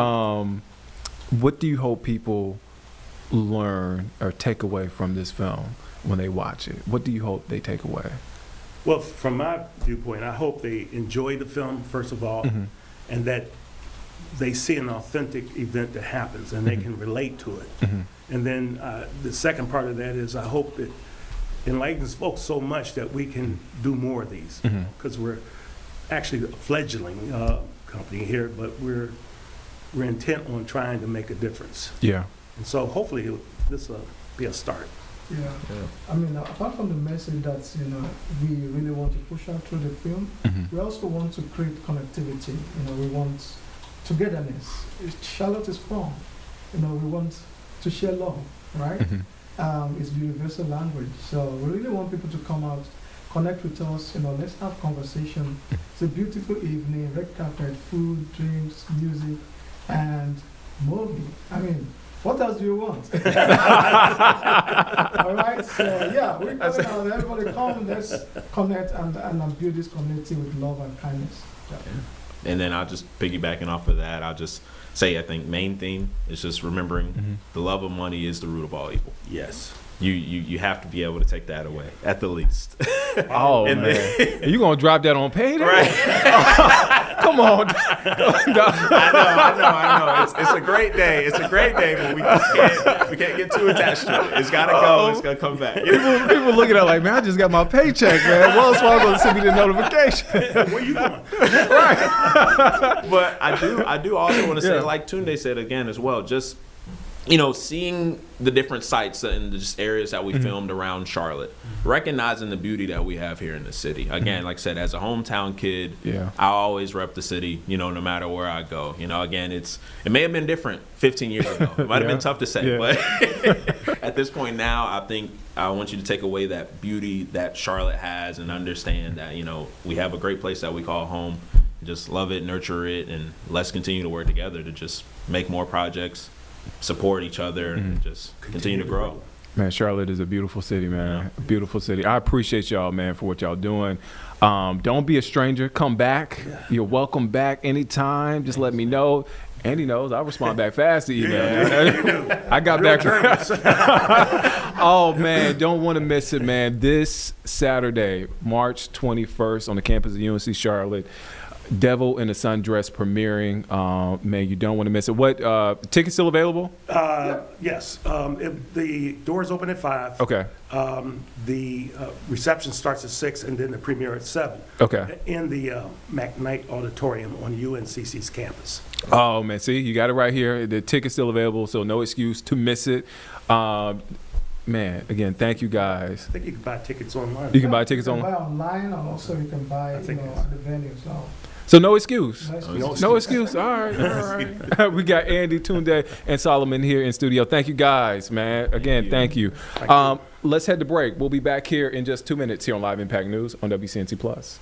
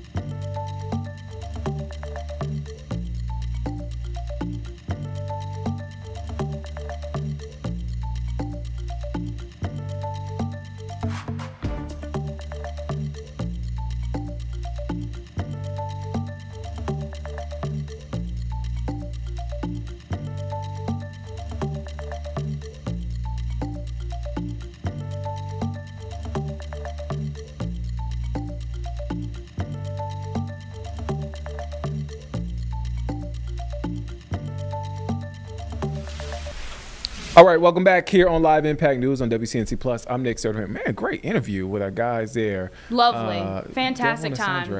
I was giggling the whole time. Great work they're doing there. All right, and great weather. Speaking of great weather, they were telling us about the forecast because they were outside to come inside, and I can't wait for this weekend. Can't wait. It's going to be a fantastic Crowd pleasing weather. Oh, man. All right, let's check on our full forecast. Here's Majestic Storm. Well, good Friday afternoon to you. I'm WCNC meteorologist Majestic Storm, and we officially did it. We're saying goodbye to winter and hello to spring. Today, officially, spring starts, and we couldn't have asked for a better weekend. Look at this. It is gorgeous out there. Lake Norman right here in Monroe, even in the Queen City. Everyone at least getting some sunshine for the first half of the day. However, you will notice a little bit more cloud coverage as we head towards the afternoon and tonight. It is going to be sunny and mild for most of us as we're heading into the first half of the day with those mid-70s returning. This upcoming weekend, we're warming up fast. Are you ready for 80s? We have 3 back-to-back days of 80-degree temperatures, with Sunday being the warmest of them all. Next week, eventually, a little bit of a cool down heads our direction. Look at the rest of our Friday. We got the most amount of sunshine this morning and into the early parts of the afternoon, but now as we're heading into late afternoon and into the evening, temperatures stay warm. It does stay dry. However, it is going to become much more cloudy. It'll be a little breezy at times as well. Southwesterly winds will be capable of gusting 20 to 25 miles an hour. So if you're heading out to play some pickleball, or maybe you're heading to the golf course today, it is going to be very, very mild, but a little breezy occasionally. Now up in the mountains, your high temperatures for your Friday, we're back into the 60s. Thankfully, because just a few days ago, your high temperatures, they were only into the 20s. So I'm sure it feels much better today. 76 in Morganton with some sunshine today, 74 in Lenore, increasing cloud coverage by the later half of our afternoon from Maiden to Concord, but still holding on to the warmth. 76 for Rock Hill and mid-70s there in Chester and Chesterfield. By tomorrow, the big story will be this. We get to wake up to mid-50s for Saturday morning. It's going to feel nice. We will have a little cloud coverage for the first half of our Saturday, and then some sunshine comes out. We need to watch for a few isolated showers and storms. Most of them at this point seem like they're going to be south of Uptown. I'll show you in just a second. But Sunday, this is my favorite day out of our weekend, because that'll be the day that we get the most amount of sunshine, and temperatures, oh yeah, they're going to feel very summer-like. Here's our satellite and radar across the Carolinas. No issues there, but notice as I pause Futurecast, here's 9 o'clock tonight. A lot more cloud coverage filtering in across the area, but those temperatures, they're still very mild. So if you have any Friday night plans, you don't need a big heavy jacket, because we don't have very cool temperatures heading our way. As temperatures drop into the 50s, we will have more cloud coverage, so that'll help could act like a blanket actually into the early morning hours. And then watch what happens as we head through Saturday about 6 o'clock. A couple of isolated storms will be possible, mainly south of Uptown, and you can see some of those storms could bring some gusty winds and eventually a brief heavy downpour. It's going to be fast, quick moving. Not everyone will see it, and enjoy the sunshine and the warmer weather if that's what you love, because we'll have plenty of that, especially by Sunday. Now on Tuesday, it's actually going to feel a little bit more March-like instead of more May and June-like, which is what it's going to feel like this upcoming weekend. Overnight lows not looking too bad. 80s across the board for Saturday and Sunday. And then here's our Jerry Hunt Supercenter 7-day forecast, where conditions are going to be gorgeous. Sunny skies, mid-70s today, increasing clouds later on. Couldn't ask for a better forecast though for the Charlotte FC game tomorrow. Partly sunny skies, 83 degrees, almost 90 by Sunday. And then heading into early next week, Monday, we get to start out the new work week with low 80s. Hope you have a fantastic weekend.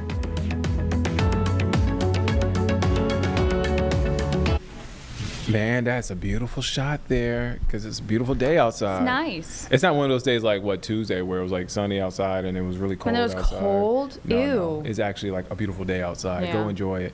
Let's head to break. We'll be back here in just 2 minutes here on Live Impact News on WCNC Plus.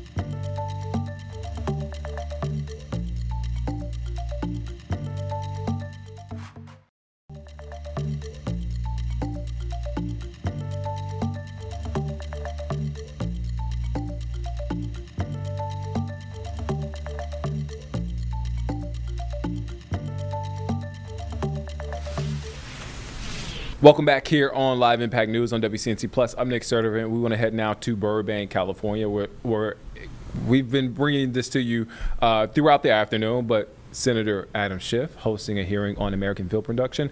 Let's take a listen in. Anything to help bring back entertainment jobs. So it goes to show you it's just beyond the folks working craft services and tailoring. It is jobs, jobs, jobs everywhere. So, Mr. Wiley, you have been in this business for a very long time, you said, as both an actor and as a producer. And can you share with us, over your tenure in the business, how have you seen the terms of the deals change for you? Terms of the deals change. Because of mergers, because of consolidations, because of less jobs? Well, I'm going to show my age when I say this, but if you entered into this business in the 80s, it was a business that was subsidized by advertising and subscriptions, and it was manageable. And then the business continued to grow with the advent of streaming, and there seemed to be this idea that you could have unlimited growth turn into profit. And then suddenly that proved to be not true. Everybody went looking for profit, and you went back to advertising and subscriptions as a way of sustaining. So we watched this industry explode, and now we've watched it constrict. If you entered the business in the last 8 or 10 years, you've seen 2/3 of the jobs go away. If you entered the business 25 years ago, you've seen it self-correct back to something that's manageable.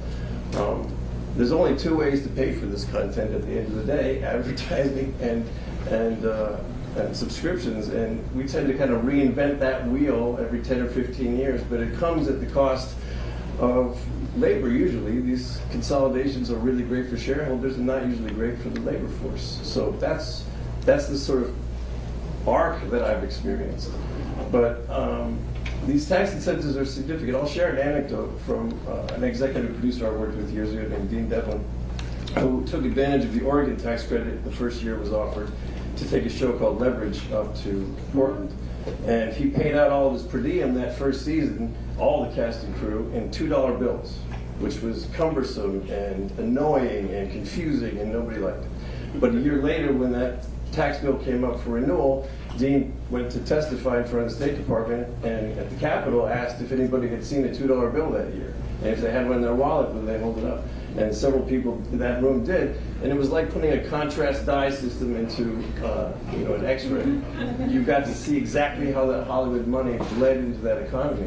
And it was a really wonderful demonstrative way of saying that this money doesn't just get shared internally, it gets disseminated locally, globally. Thank you for sharing that. So when I was a cub, long time ago, I worked on Gone in 60 Seconds. And if you don't believe me, I have a credit. But I was in lunch, President Loeb, eating with your members. And I can recall so many stories of these folks sharing with pride how because of this industry, they were able to provide for their family and put kids through college. And it was because of consistent production, even if it was gig to gig. Some folks have mentioned streaming and streaming platforms. So President Loeb, can you sort of share how the rise of streaming platforms have changed the work for your members? Yeah, thank you. We, originally when streaming was brought to us at the bargaining table, it was characterized as a kind of new media. It lasted decades, so it wasn't a new media at the end. And we really spent a lot of time bargaining to turn our contracts for television and those provisions that new media was eroding or cannibalizing into the standard terms. And we did get there. But I think one thing that we really had to work on and it had to do with residuals, and that has to do with intellectual property. We're not triggering residuals when a picture gets made outside the United States, and that's a serious liability to the benefit plans. So we've held our own in the streaming, and the contracts have matured.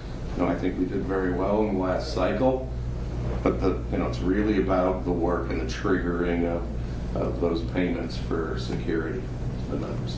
Thank you. And I have one last question. It will be quick for Ms.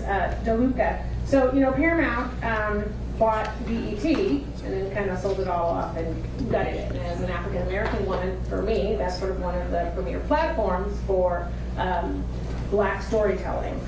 And we're seeing those outlets shrink more and more across many spaces. And yet we know that audiences are demanding more authentic and diverse storytelling.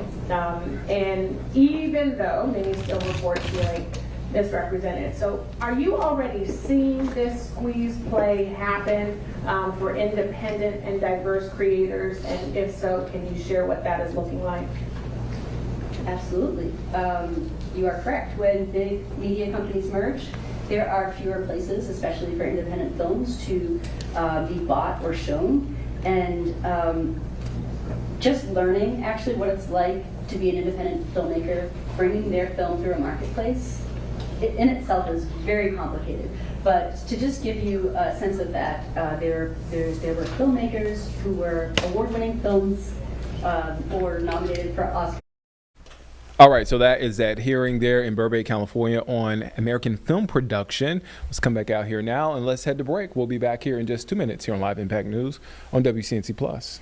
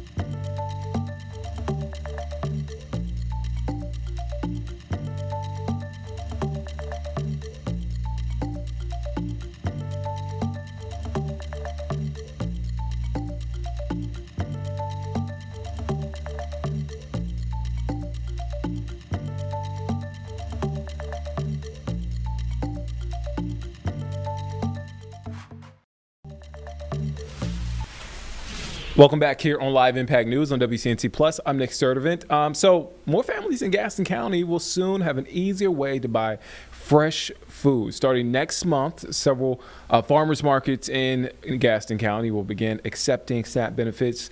And leaders there say it's a big step forward toward making healthy food more affordable while also supporting local farmers. WCNC Charlotte's Anna King is in Gaston County, walking us through this all and how this is making a big difference. Hey, Anna. Hello. Yeah, so this is very exciting for a lot of residents that I spoke with here I'm actually in Belmont right now, but so in Gaston County. This started, I think, last spring at the Gastonia Farmers Market, because I remember coming out here to cover it and speaking to residents there who talked a little bit about the need and how the need continues to grow. That's something that officials in Gastonia kind of echoed. So now to come here to Belmont and Mount Holly and speak to officials and residents here who say the same thing, they all told me they are excited just about this change and just about how you really never know what the need is. That was something that I asked them. Have they seen a need for something like this? And they all pretty much echo the same thing, just that you really never know what the need is for each individual family. So for families to be able to have this option, they all said they were very excited for. It's also a very great benefit for farmers. That's something that officials stressed. Farmers in the area will also benefit from this, because whereas before those families who use SNAP benefits would have to go to grocery stores, now they can pour back into the local economy, and it can help boost just pretty much everyone. So it seems just like a win-win across the board, and officials as well as residents all tell me that they are so excited for this to start. And again, this will start in April. So they're counting down the days now, it seems like. Yeah, Anna, April is literally right around the corner, and as you mentioned, a win-win. Right around the corner, hard to believe, right? March is getting out of here fast. And a win-win for farmers and for folks wanting that fresh food and being able to get that. You can catch Anna at 4:30. Anna, thank you for your time. Thank you so much. All right, let's head to break. We'll be back here in just 2 minutes here on Live Impact News on WCNC Plus.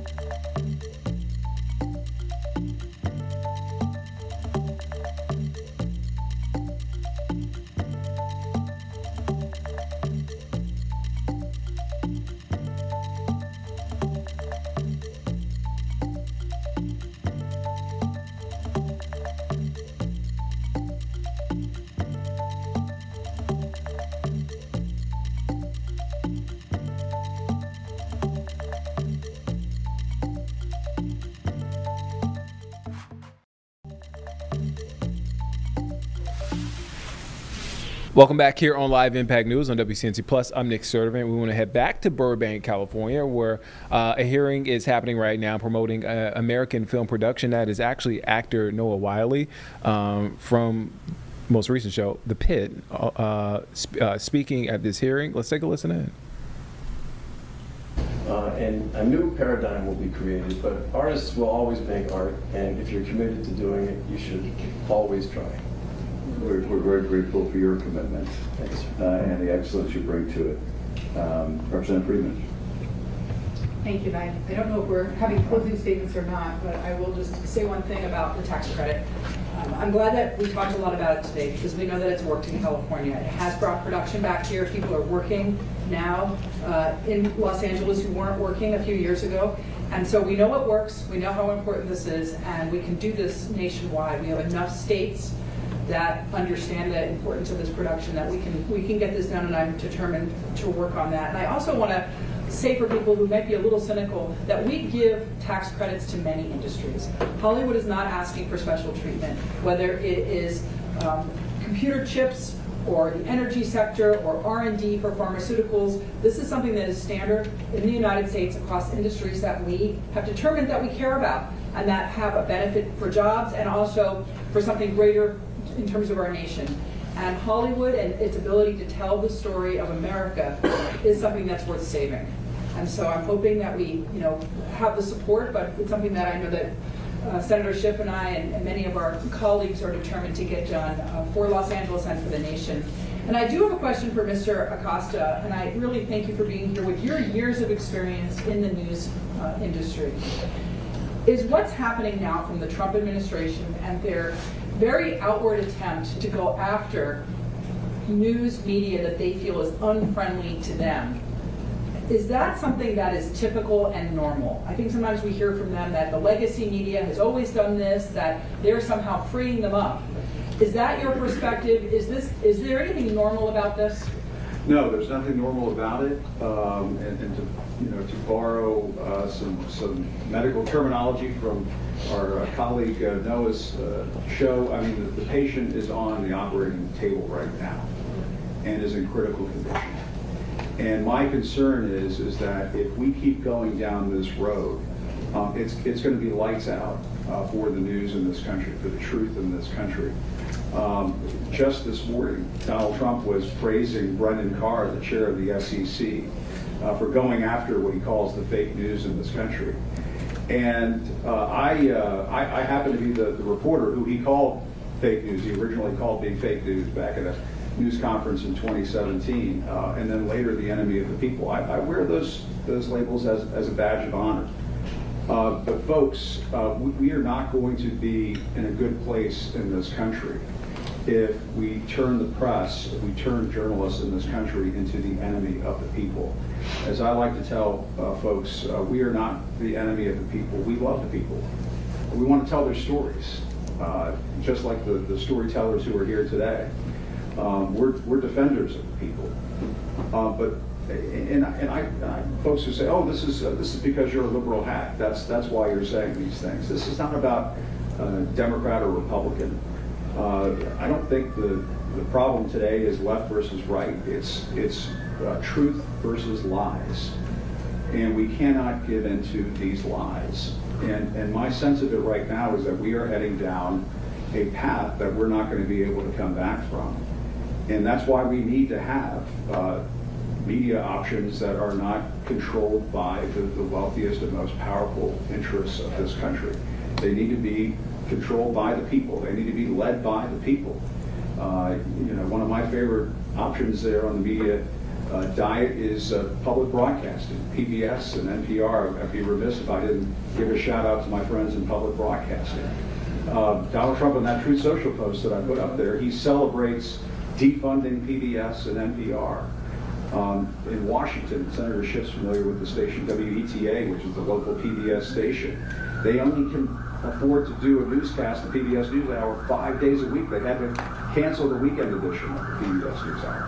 How are people being served in a lot of far-flung places around this country who might identify with Donald Trump and his politics when those kinds of options are being taken away? And so this is a full frontal assault on every type of media option that we have in this country. They are gobbling up the newspapers and the TV stations. The senator mentioned that next to our Tegna deal, and they're going after the networks. And this is right out of Project 2025. And if we don't wake up, there's not going to be a Project 2027 or 2029 for the rest of us. Look what he's doing with the elections in this country, sending the director of national intelligence down to Fulton County, going after their ballots there, and so on. And so this is, it's not just an assault on the media or on journalists, it's on our democracy itself. Walter Cronkite, the legendary anchor of the CBS Evening News, he used to say that the press is not just important to democracy, it is democracy. Mr. Craig. Thank you, Mr. Chairman. I served back in Washington on Judiciary Committee on the Antitrust Subcommittee. So I'm going to ask you, what message should I take back to that committee that we should deliver to the DOJ as they review this merger? More specifically, if they approve this merger, what are the guardrails that we should put on this merger? Mr. Will.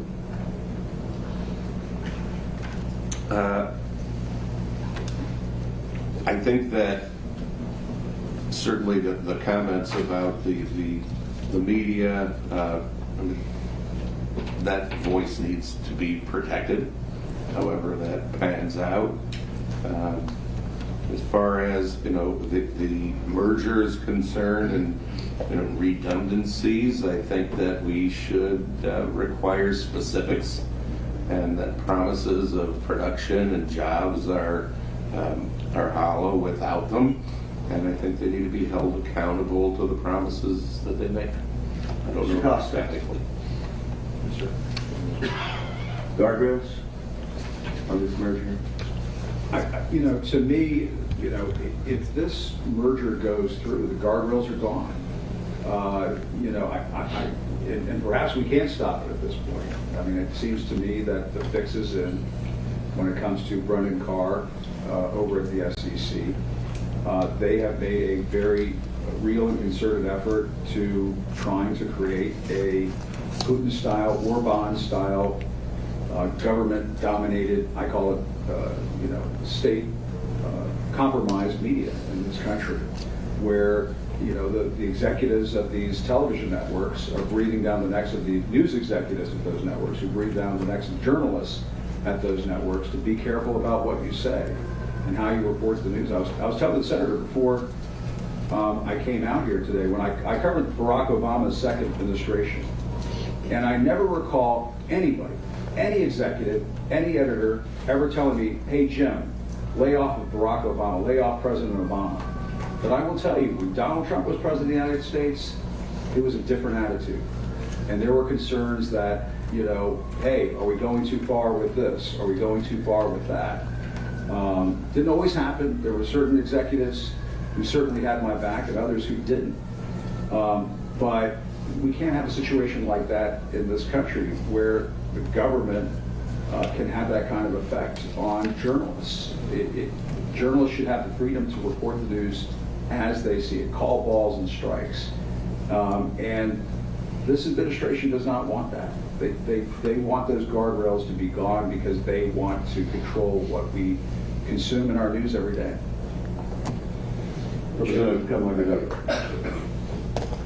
I just want to thank everyone for participating in this hearing, and for all the folks that are in the audience who I'm sure have a direct relationship to this industry and want to see it succeed.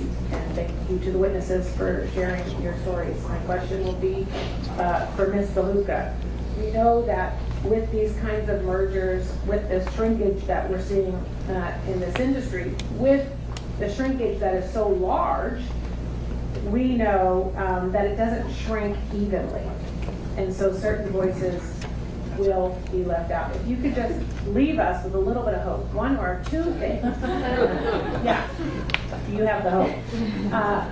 One or two things where we could be working together to support those independent and diverse voices in film and in the media. To support them as they are continuing to bust down doors, to share their story, to share their voices, because we know that those stories and those voices are reaching the hundreds of millions of folks that may not always see themselves represented in many of the stories that are being shown. There's so many things I'd like to say there. So a moment of hope, though, is really hard, I think, right now when we have so many people that are really having a hard time making a living in this industry. And even if they are making these stories, they're not getting seen. There are so many talented independent filmmakers who are making the most brave, bold, innovative works that are just not able to make it through this marketplace. So I think anything that is helping balance out the marketplace would be useful. In some places, when mergers happen, they'll recapture some funding from there and put it into a fund that can go towards marketing for emerging content creators or for independent content. But I do actually want to take it back to the guardrails, because I think this is really key, if you don't mind. It's your time. Okay. It's my time. Your time. Guardrails and consent decrees are not a safeguard. We should not be relying on those, because we do know that things like the AT&T Time Warner consent decree is widely acknowledged as unenforceable in practice. Also, when these have been imposed on conditions in previous mergers, they've repeatedly failed to serve as meaningful guardrails. So not only are they difficult to enforce, but they're also resource intensive to monitor.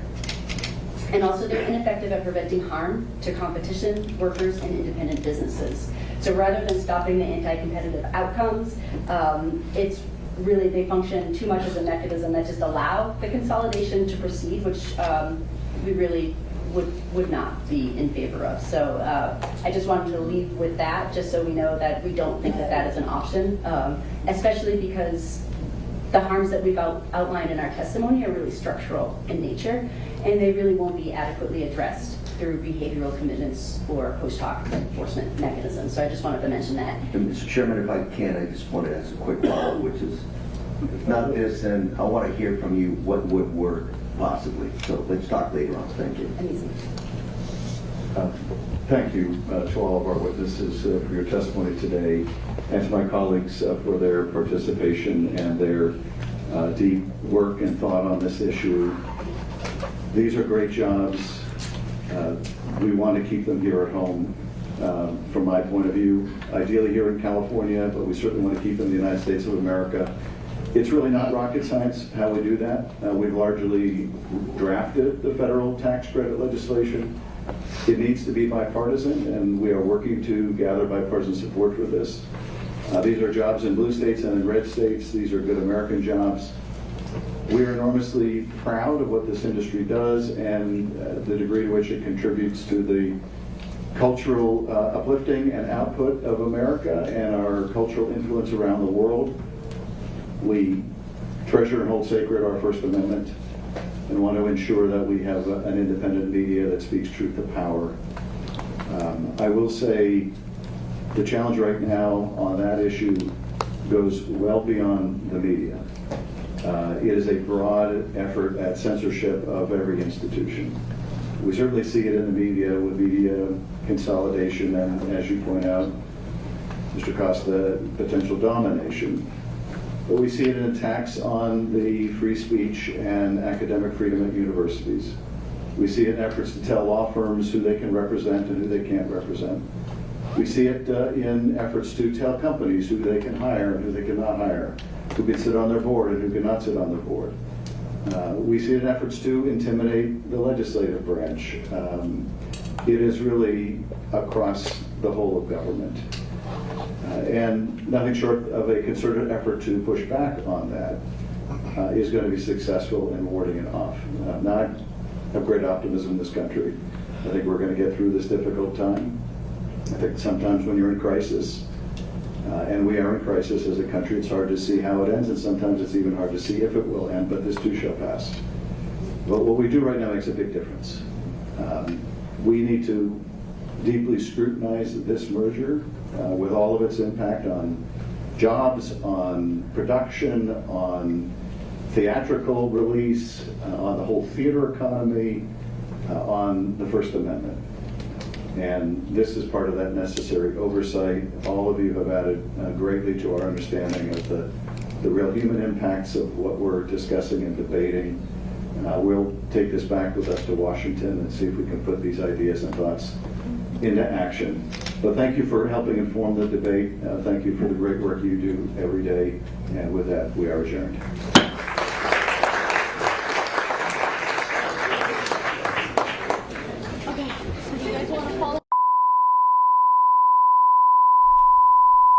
All right, so that hearing just wrapped up there in Burbank, California. Let's check in on the forecast. We haven't done that in a while. Let's check in on the forecast. It's a beautiful day. I know a lot of folks are planning for this weekend, so we want to make sure that you are prepared.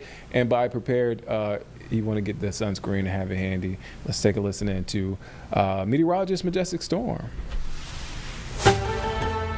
Well, Good Friday Friday afternoon to you. I'm WCNC meteorologist Majestic Storm, and we officially did it. We're saying goodbye to winter and hello to spring. Today, officially, spring starts, and we couldn't have asked for a better weekend. Look at this. It is gorgeous out there. Lake Norman right here in Monroe, even in the Queen City. Everyone at least getting some sunshine for the first half of the day. However, you will notice a little bit more cloud coverage as we head towards the afternoon and tonight. It is going to be sunny and mild for most of us as we're heading into the first half of the day with those mid-70s returning. This upcoming weekend, we're warming up fast. Are you ready for 80s? We have 3 back-to-back days of 80-degree temperatures, with Sunday being the warmest of them all. Next week, eventually, a little bit of a cool down heads our direction. Look at the rest of our Friday. We got the most amount of sunshine this morning and into the early parts of the afternoon, but now as we're heading into late afternoon and into the evening, temperatures stay dry, or temperatures stay warm. It does stay dry. However, it is going to become much more cloudy. It'll be a little breezy at times as well. Southwesterly winds will be capable of gusting 20 to 25 miles an hour. So if you're heading out to play some pickleball, or maybe you're heading to the golf course today, it is going to be very, very mild, but a little breezy occasionally. Now up in the mountains, your high temperatures for your Friday, we're back into the 60s. Thankfully, because just a few days ago, your high temperatures, they were only into the 20s. So I'm sure it feels much better today. 76 in Morganton with some sunshine today, 74 in Lenoir, increasing cloud coverage by the later half of our afternoon from Maiden to Concord, but still holding on to the warmth. 76 for Rock Hill and mid-70s there in Chester and Chesterfield. By tomorrow, the big story will be this. We get to wake up to mid-50s for Saturday morning. It's going to feel nice. We will have a little cloud coverage for the first half of our Saturday, and then some sunshine comes out. We need to watch for a few isolated showers and storms. Most of them at this point seem like they're going to be south of Uptown. I'll show you in just a second. But Sunday, this is my favorite day out of our weekend because that'll be the day that we get the most amount of sunshine, and temperatures, oh yeah, they're going to feel very summer-like. Here's our satellite and radar across the Carolinas. No issues there, but notice as I pause Futurecast, here's 9 o'clock tonight. A lot more cloud coverage filtering in across the area, but those temperatures, they're still very mild. So if you have any Friday night plans, you don't need a big heavy jacket because we don't have very cool temperatures heading our way. As temperatures drop into the 50s, we will have more cloud coverage, so that'll help could act like a blanket actually into the early morning hours. And then watch what happens as we head through Saturday about 6 o'clock. A couple of isolated storms will be possible, mainly south of Uptown, and you can see some of those storms could bring some gusty winds and eventually a brief heavy downpour. It's going to be fast, quick moving. Not everyone will see it, and enjoy the sunshine and the warmer weather if that's what you love, because we'll have plenty of that, especially by Sunday. Now on Tuesday, it's actually going to feel a little bit more March-like instead of more May and June-like, which is what it's going to feel like this upcoming weekend. Overnight lows not looking too bad. 80s across the board for Saturday and Sunday. And then here's our Jerry Hunt Supercenter 7-day forecast, where conditions are going to be gorgeous. Sunny skies, mid-70s today, increasing clouds later on. Couldn't ask for a better forecast, though, for the Charlotte FC game tomorrow. Partly sunny skies, 83 degrees, almost 90 by Sunday. And then heading into early next week, Monday, we get to start out the new work week with low 80s. Hope you have a fantastic weekend. All right, so that is your full forecast. So let's head to break. We'll be back here in just 2 minutes here on Live Impact News on WCNC Plus.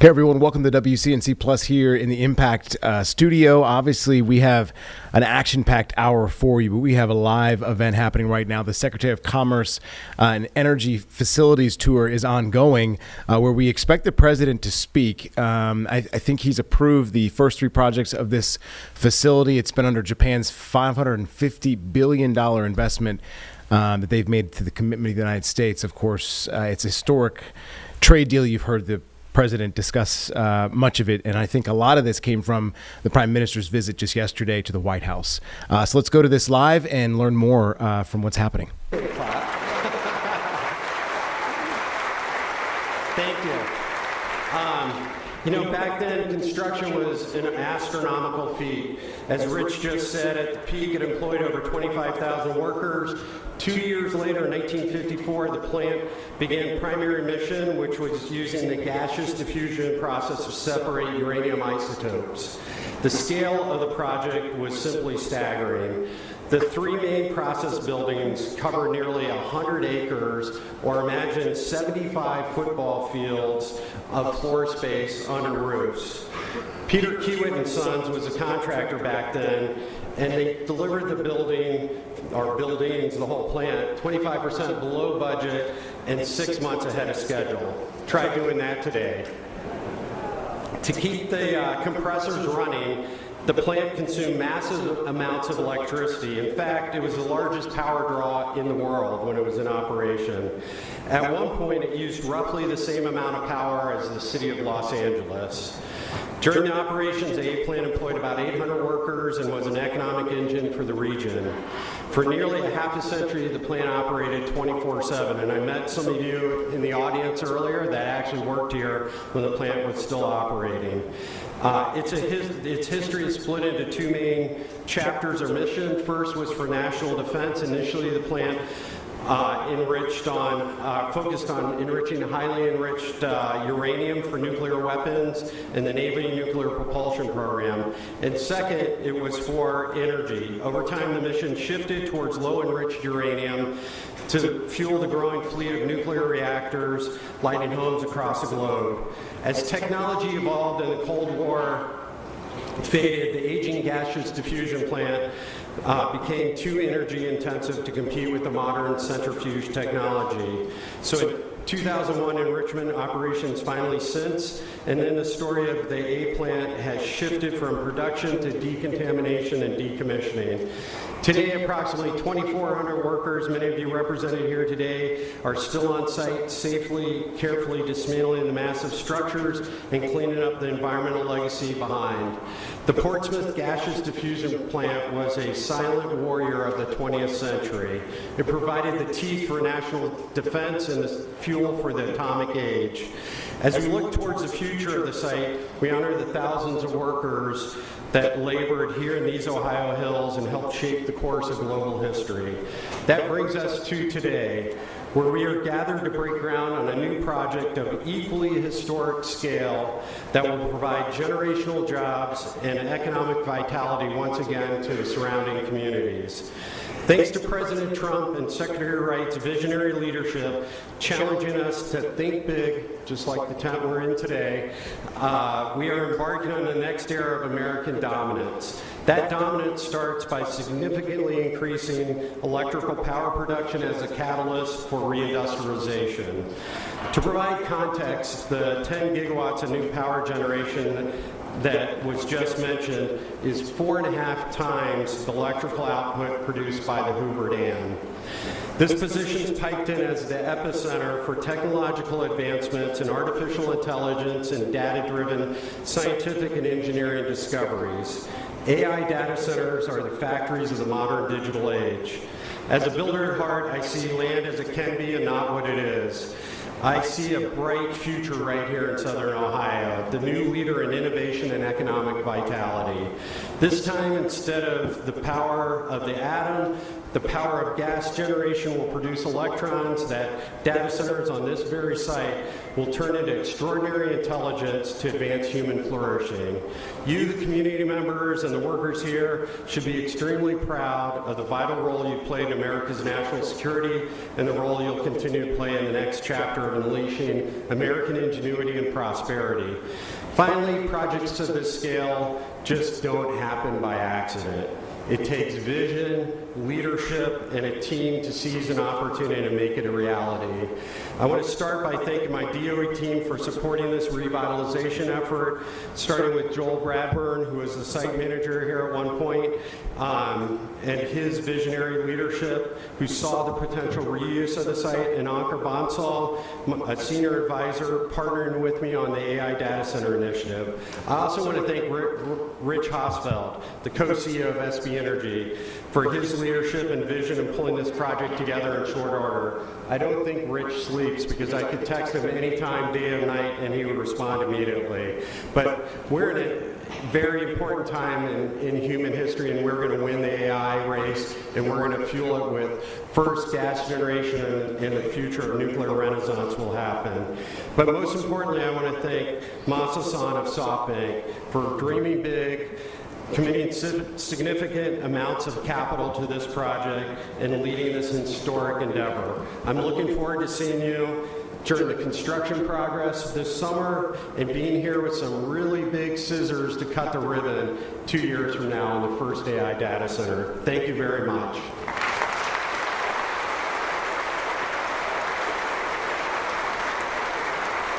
Please welcome Ohio State Senator Shane Wilkin.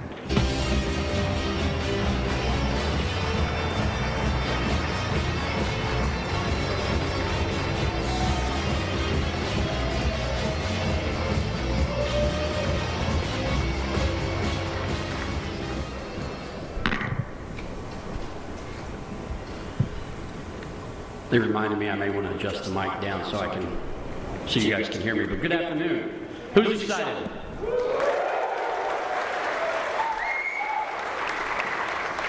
So look at this room. What a great day for Ohio, but specifically, what a great day for Pike County. Today,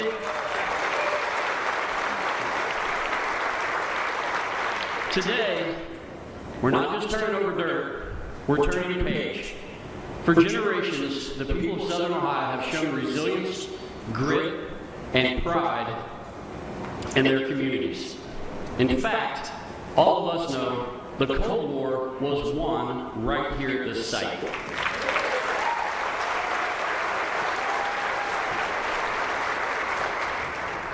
You built lives, raised families, and never stopped believing in the future of this region. And today, that belief is being rewarded. This groundbreaking marks the beginning of a historic investment by SoftBank and its energy division, bringing one of the most significant power generation projects in the world right here to Pike County. To the SoftBank team.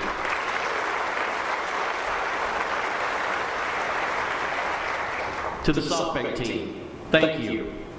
You made the right choice. But this project represents more than infrastructure. It represents opportunity.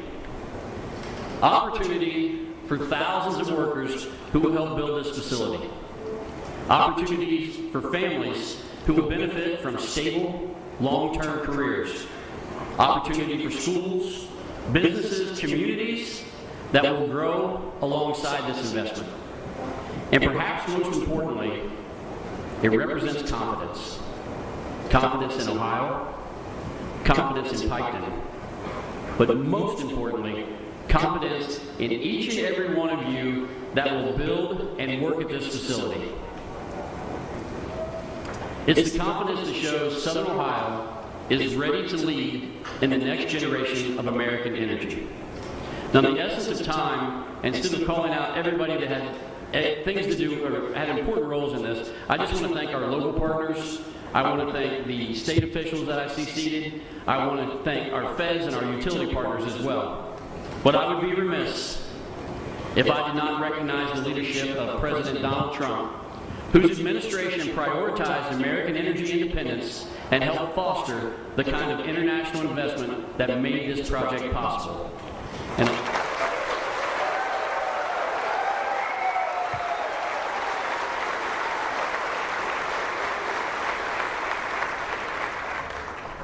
now, alongside him is a guy that may know a thing or two about Ohio, and specifically Appalachia, Vice President J.D. Vance.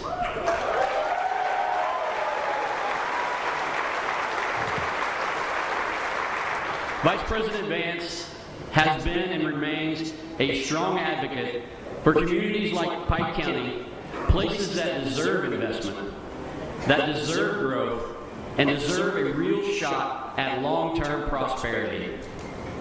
Now, while we celebrate today with our ceremonial groundbreaking, let us not forget that we are also taking on a great responsibility. A project of this size and scale must be done right, and time is of the essence. PJM expects demand to increase by more than 51,000 megawatts by 2040.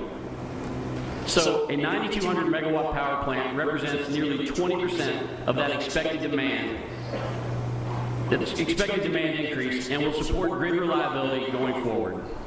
Now, we all want lower energy costs, and this plant will play a role, a very large role. This plant will help offset the current future supply-demand imbalance that can serve to bring down prices for consumers. Because we all know when supply decreases or stays flat and the demand goes up, regardless of the market we're talking about, prices go up. And what does all this mean for this project? It means working together to ensure environmental stewardship, supporting our local workforce with training and opportunity, making sure the benefits of this investment are felt right here at home for generations to come. Because at the end of the day, success will not be measured in how big this facility becomes. It will be measured in how strong our communities become with this facility. Thank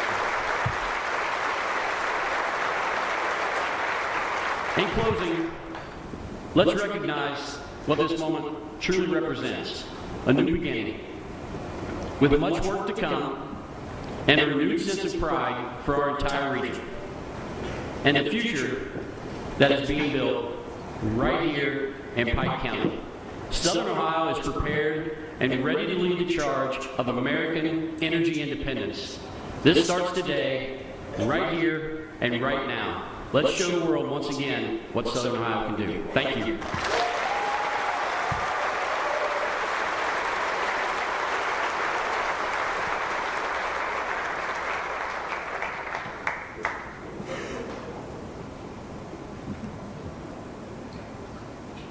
Please welcome Congressman Dave Taylor.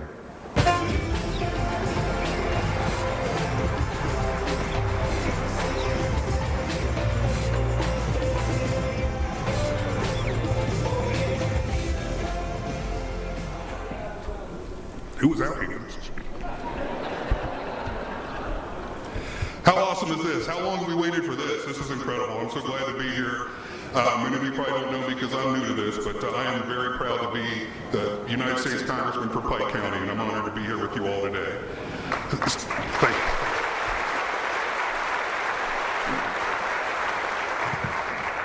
This is an incredibly exciting day for me, and I know for everybody else in the room. Just as we did at scale years ago, we are getting back into the business of producing energy in a very big way. This location was pivotal in America winning the Cold War, and it's poised to be pivotal in winning the technology race globally and drive the United States into the next 250 years of global leadership. The investment being made here is vital, from the most local level providing jobs to the neediest Ohioans, to the most international level of securing America's place on the world stage, which benefits all freedom-loving people around the world. It's been said already by Mr. Wilkin, but it's important that we thank President Trump for his invaluable work.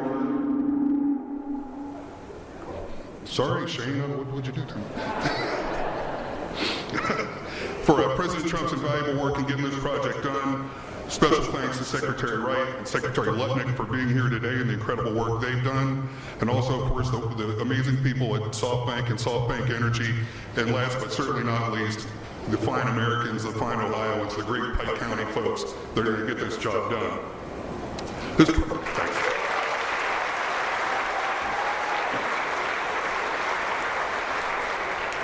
Amen. This project will transform the lives of hardworking Ohioans, invigorate local economies, and reaffirm Ohio's place as a leader in energy production.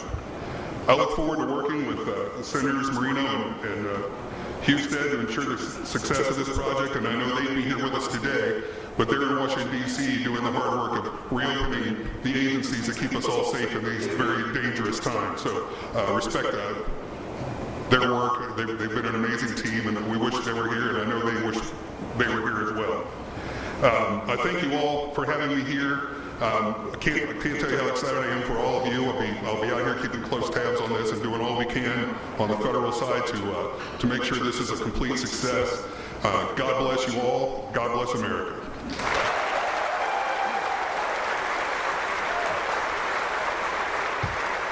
Please welcome Satoshi Miura, President, Japan External Trade Organization, New York.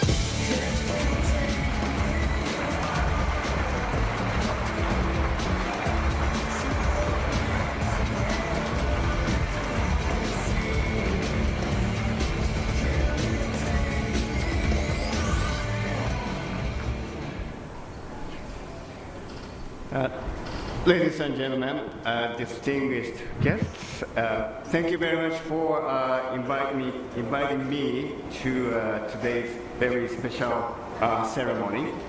And it's a great honor for me to be a part of. This is truly historic occasion.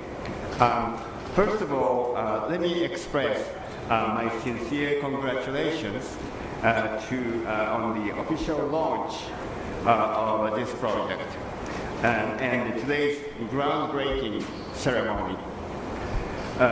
This moment marks not only the start of construction, but also the beginning of a new chapter in U.S.-Japan economic cooperation.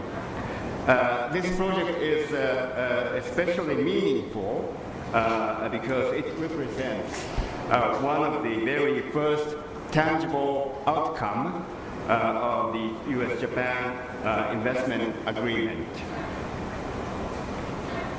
Turning bilateral agreements into real on-the-ground projects is never easy, so I would like to commend all those involved for making this happen. The strategic importance of this project is clear. We are living in an era where artificial intelligence and data centers are becoming essential infrastructure of economic growth, innovation, and national competitiveness. Reliable and scalable energy supply is the foundation of this digital transformation. Without stable energy, AI cannot survive. My organization, Japan Trade Organization, our job is to, we are the official agency of the Japanese government, and our job is to trade promotion and the investment promotion. So we are proud that Japan is the #1 investor among all the investing countries across the world. And also, we are the biggest job creator in manufacturing sector in the U.S.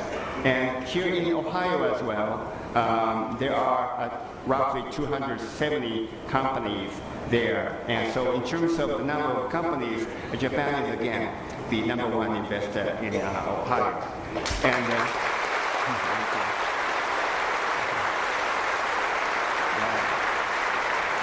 And the story does not end here. And looking ahead, Japanese companies continue to show strong interest in doing business in the United States.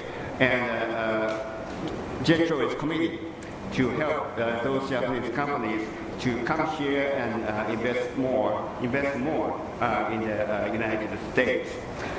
And this project itself is a powerful example of how U.S.-Japan economic cooperation can create new business opportunities for Japanese companies, and including many of those gathered here today. So seeing this cooperation translates into real investment and real growth is deeply encouraging for us. So finally, I would like to express sincere appreciation to the organizers, partners, and local stakeholders who have made today possible. And I wish this project every success and a bright future. Thank you very much.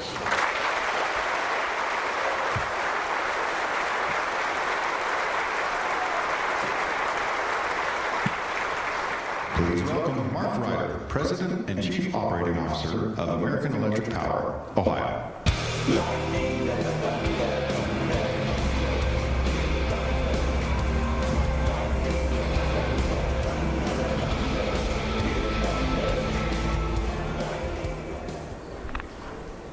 Normally thunder is not a good thing for my job. Well, good afternoon. I want to start by thanking Secretaries Howard Lutnick and Chris Wright, SoftBank Chairman Masayoshi-san, SB Energy Co-CEO Rich Hosfeld, Congressman Dave Taylor, Ohio Senator Shane Wilkin, and all the local Pike County community leaders and officials. Thank you.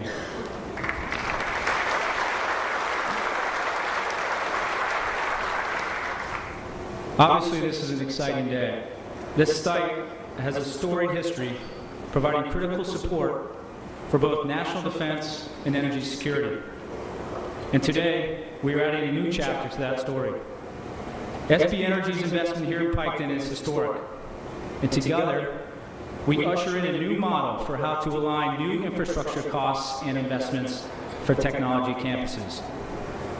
This innovative partnership that includes SB Energy, the U.S. Department of Energy, and AEP Ohio will not only build $4.2 billion of new electric transmission infrastructure to support this project, but the partnership agreement will also protect residents and businesses in Ohio from shouldering the cost.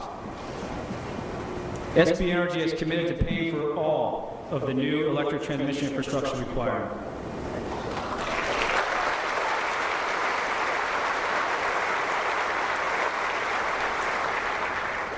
And that speaks to their commitment to our state and this region.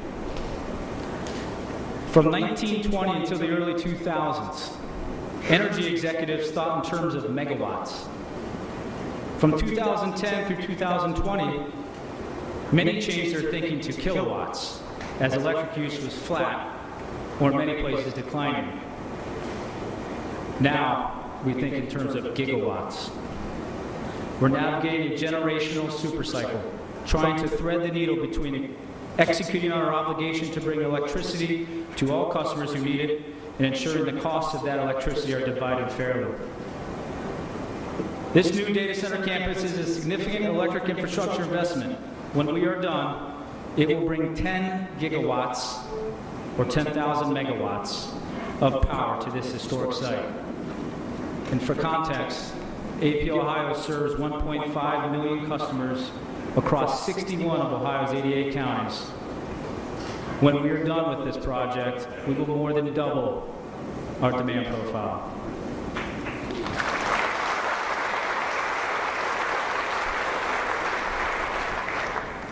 Electric transmission infrastructure is the backbone of economic development. It powers manufacturing, research and development, small business, and residential growth. This project is especially meaningful for me as a native Ohioan and a current board member of the Foundation for Appalachia, Ohio. I'm also proud of the engineering prowess American Electric Power brings to the table. AEP pioneered 765 kV transmission and owns and operates the most 765 kV transmission in the country. Representatives from AEP Transmission are here with us today, and they have started planning and developing designs for the new lines needed to support this project. Building these lines will take hundreds of skilled workers, and it will provide opportunity for additional economic growth by creating a new energy backbone in the region. We look forward to our continued partnership with the administration, SoftBank, SB Energy, and our communities across Ohio as we work together to enable growth and strengthen America's energy future. Thank you.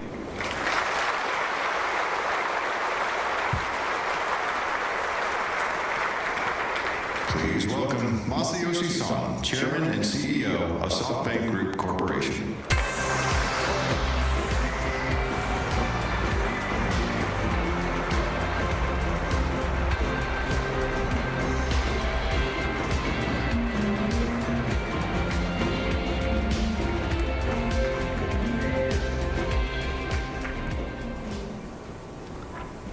I need to lower the microphone.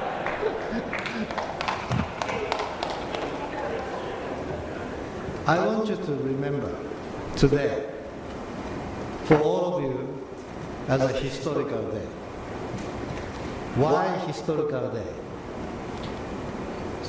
I want you to understand what we are building in this technology campus is the largest, most powerful intelligence in the world.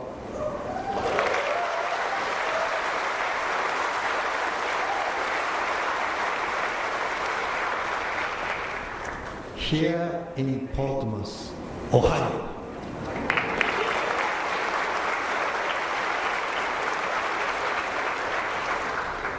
I want you to understand, we are talking about 10 gigawatt power.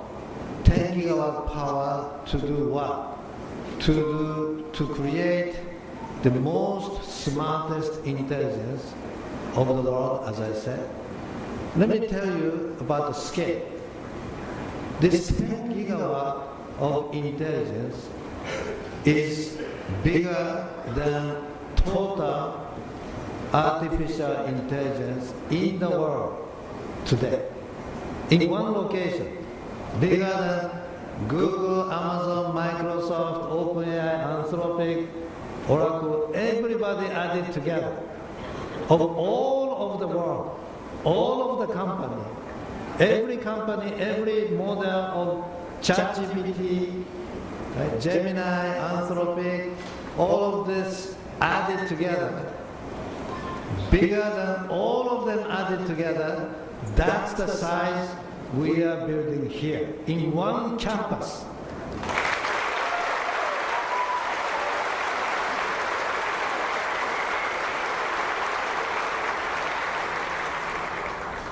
Let me tell you the scale. 10 gigawatt represent the 10 nuclear power plant scale of power generation in one campus.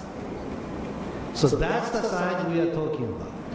This is the size bigger than any power plants, I think, in the world. At least in the US, for sure, this is the biggest power generation in one location. Probably bigger than any place in the world. So, the size that we are talking about in terms of the dollar investment, in one campus, we are making $500 billion investment in one shot.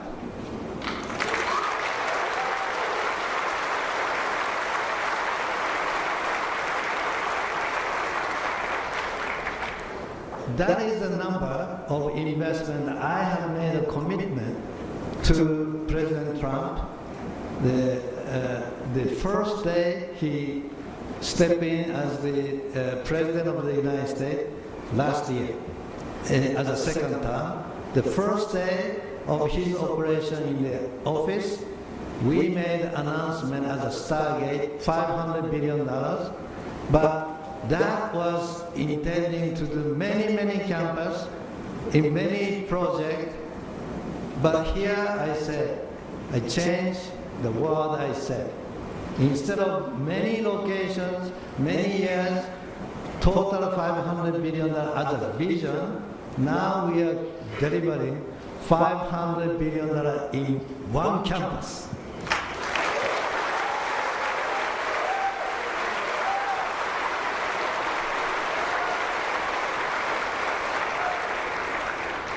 let me tell you one more thing. We are investing chip and system on top of power plants, plus the data core and so on. All of that together is $500 billion. But every 5 years, we are replacing, upgrading the chip and system.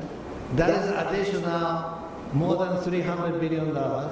So over 20 years, we are adding additional $1 trillion in this campus.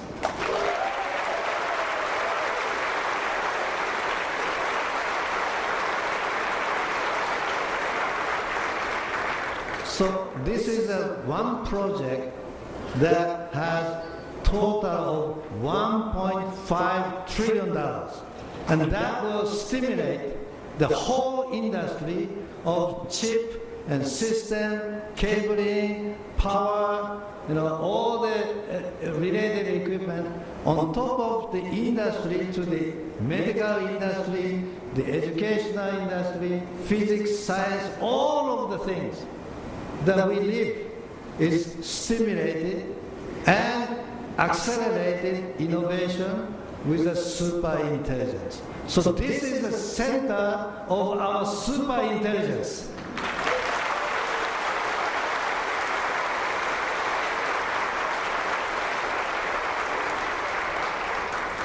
So it's a great thing, it's a great excitement, historical day. But some people start to criticize recently, AI data center will take too much power, and that will increase the electricity bill for the local community. That is no good. So people start to say, hey, is it a good thing? I would say, well, that negative aspect of electricity bill going up, I will commit right now, right here, we will protect the electricity bill.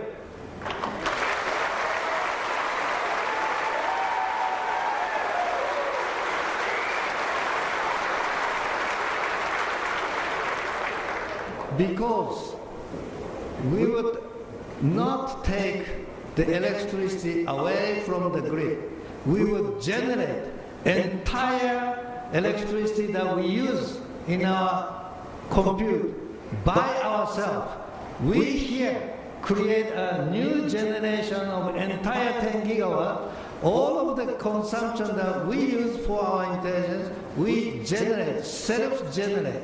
So therefore, we are not taking any electricity away from the grid. Therefore, the price is supposed not to go up. And we are investing $4.2 billion to support, upgrade the network of electricity grid so that it will actually help probably reduce the cost of overall for the community and increase the efficiency. And on top of that, we would like to donate $40 million to the local community for the children, for the school, for the medical, for the road.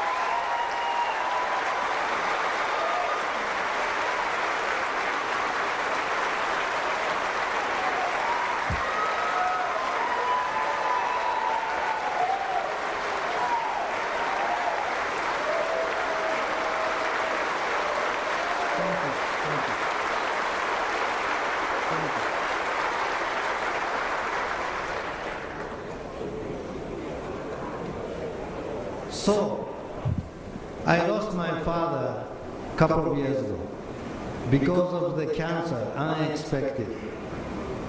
Our doctors and the hospital could not find early enough. I cried. If we had a super intelligence, if we had a better technology, my father could have lived a few more years. So why technology is needed? It's not just productivity or money or reputation. It's for helping people. I truly believe that technology is to make people smile again. Thank you very much.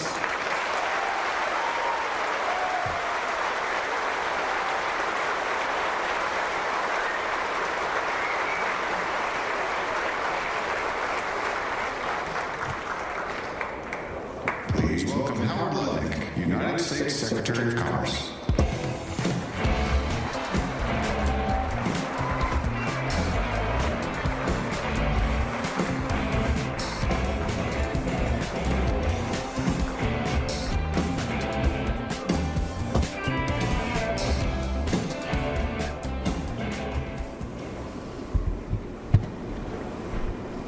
Well, it is amazing to be here. I want to start by making sure I thank Representative Dave Taylor, your state senator, Shane Wilkins, Satoshi Mura, who's the president of the Japan Trade Association.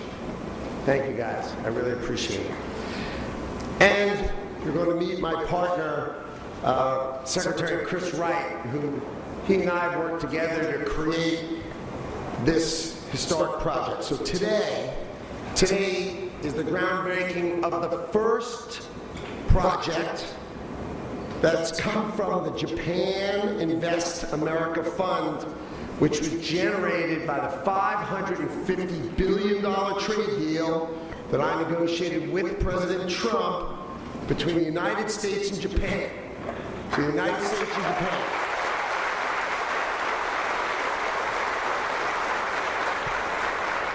See, you've never heard of a project like this before, right? A $33 billion project, right? The largest industrial project, obviously, in the history of Ohio, the largest, one of the largest, if not the largest industrial project in the United States of America, because it's never been done before, because this is the trade policy of Donald Trump. We negotiated with the Japanese. They wanted a lower tariff. And in exchange for a lower tariff, they committed $550 billion for America to invest in its national and economic security. And the first project we've selected is this gigantic gas-fired power plant right here in Portsmouth, Ohio.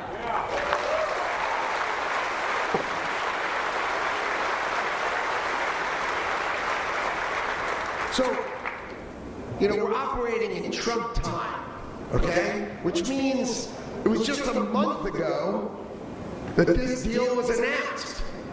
A month ago. And now we're here with shovels going in the ground to get this baby going, all right? These are projects that need to deliver for America. So let's take a minute and understand the thinking of Donald Trump.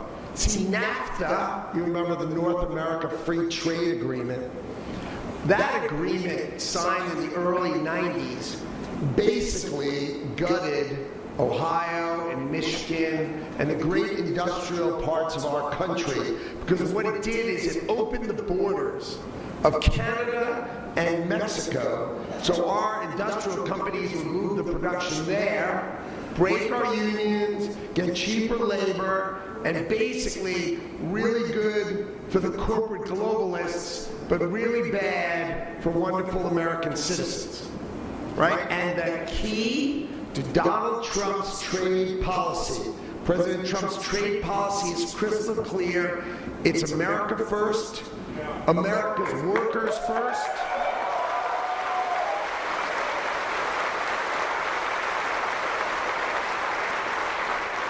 Now, when you talk about industrial policy, it sounds kind of boring, but let me explain what industrial policy is. Industrial policy is going to produce 4,700 construction jobs right here, right now.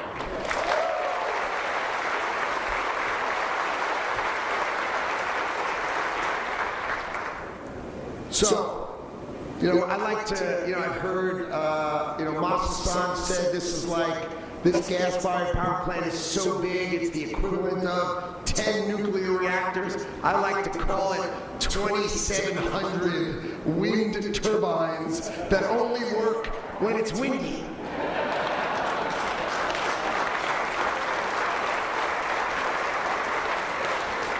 So, you know, the president, he delivered the largest tax cut in American history, the largest investment in rural health in history, and now we're going to do the largest construction project in history. So we are focused on unleashing American energy.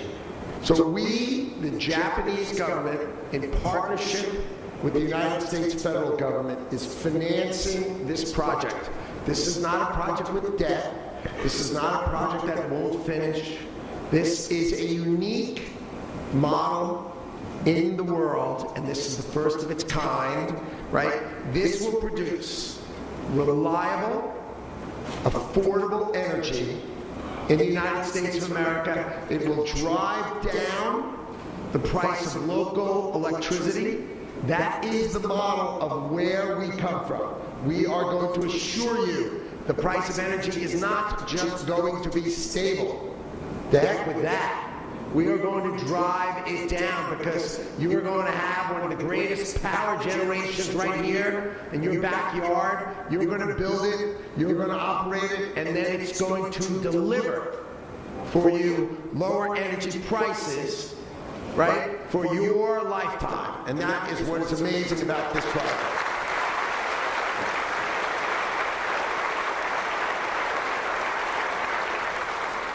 So President Trump and Vice President Vance, they didn't forget the people of Ohio. They're not going to forget real Americans. This is the example of Donald Trump's trade policy. This is the revitalization, the reshoring, the building back of American industry here, and it starts right here in Portsmouth, Ohio. I am honored to be here. I'm honored to have played the role that I did in creating this fund, and now I'm going to turn it over to my great friend, Secretary Chris Wright, who's my partner through all of this. Thank you all, and God bless Portsmouth, Ohio, and God bless America.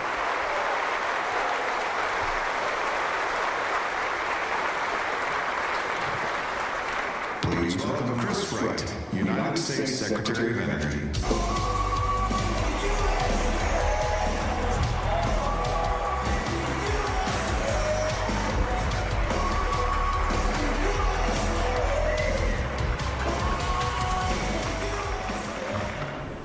Thank you, Pike County. Thank you for bringing America back. Thank you for making America great again.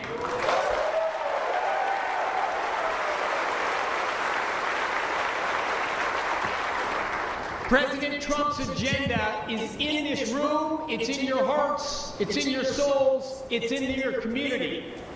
To believe in America that's greater for our children, for our grandchildren, that has better job opportunities, more affordability, more optimism, more security, more belief in our future. America has to stand up again. We have to believe in ourselves. We have to invest largely and build big things again.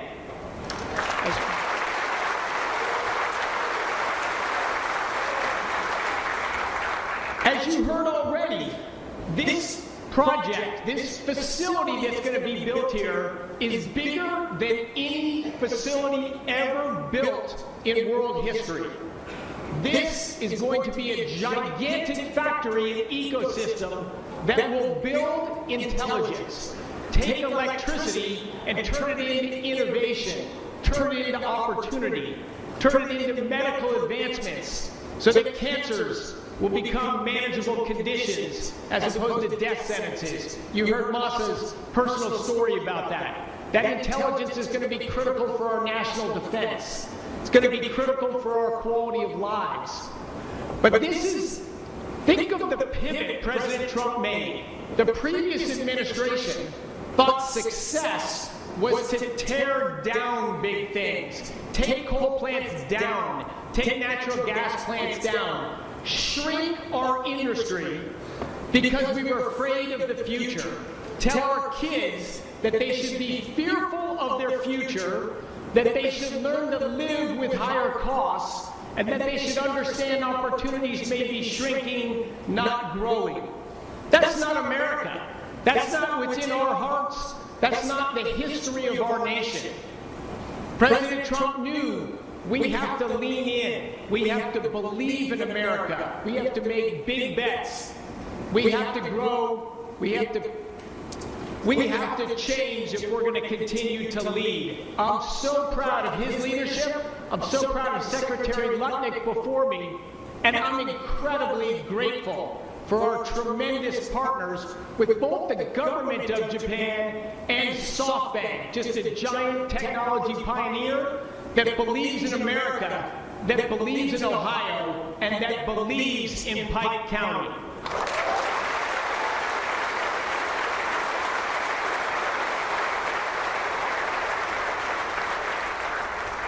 There's a reason we're here.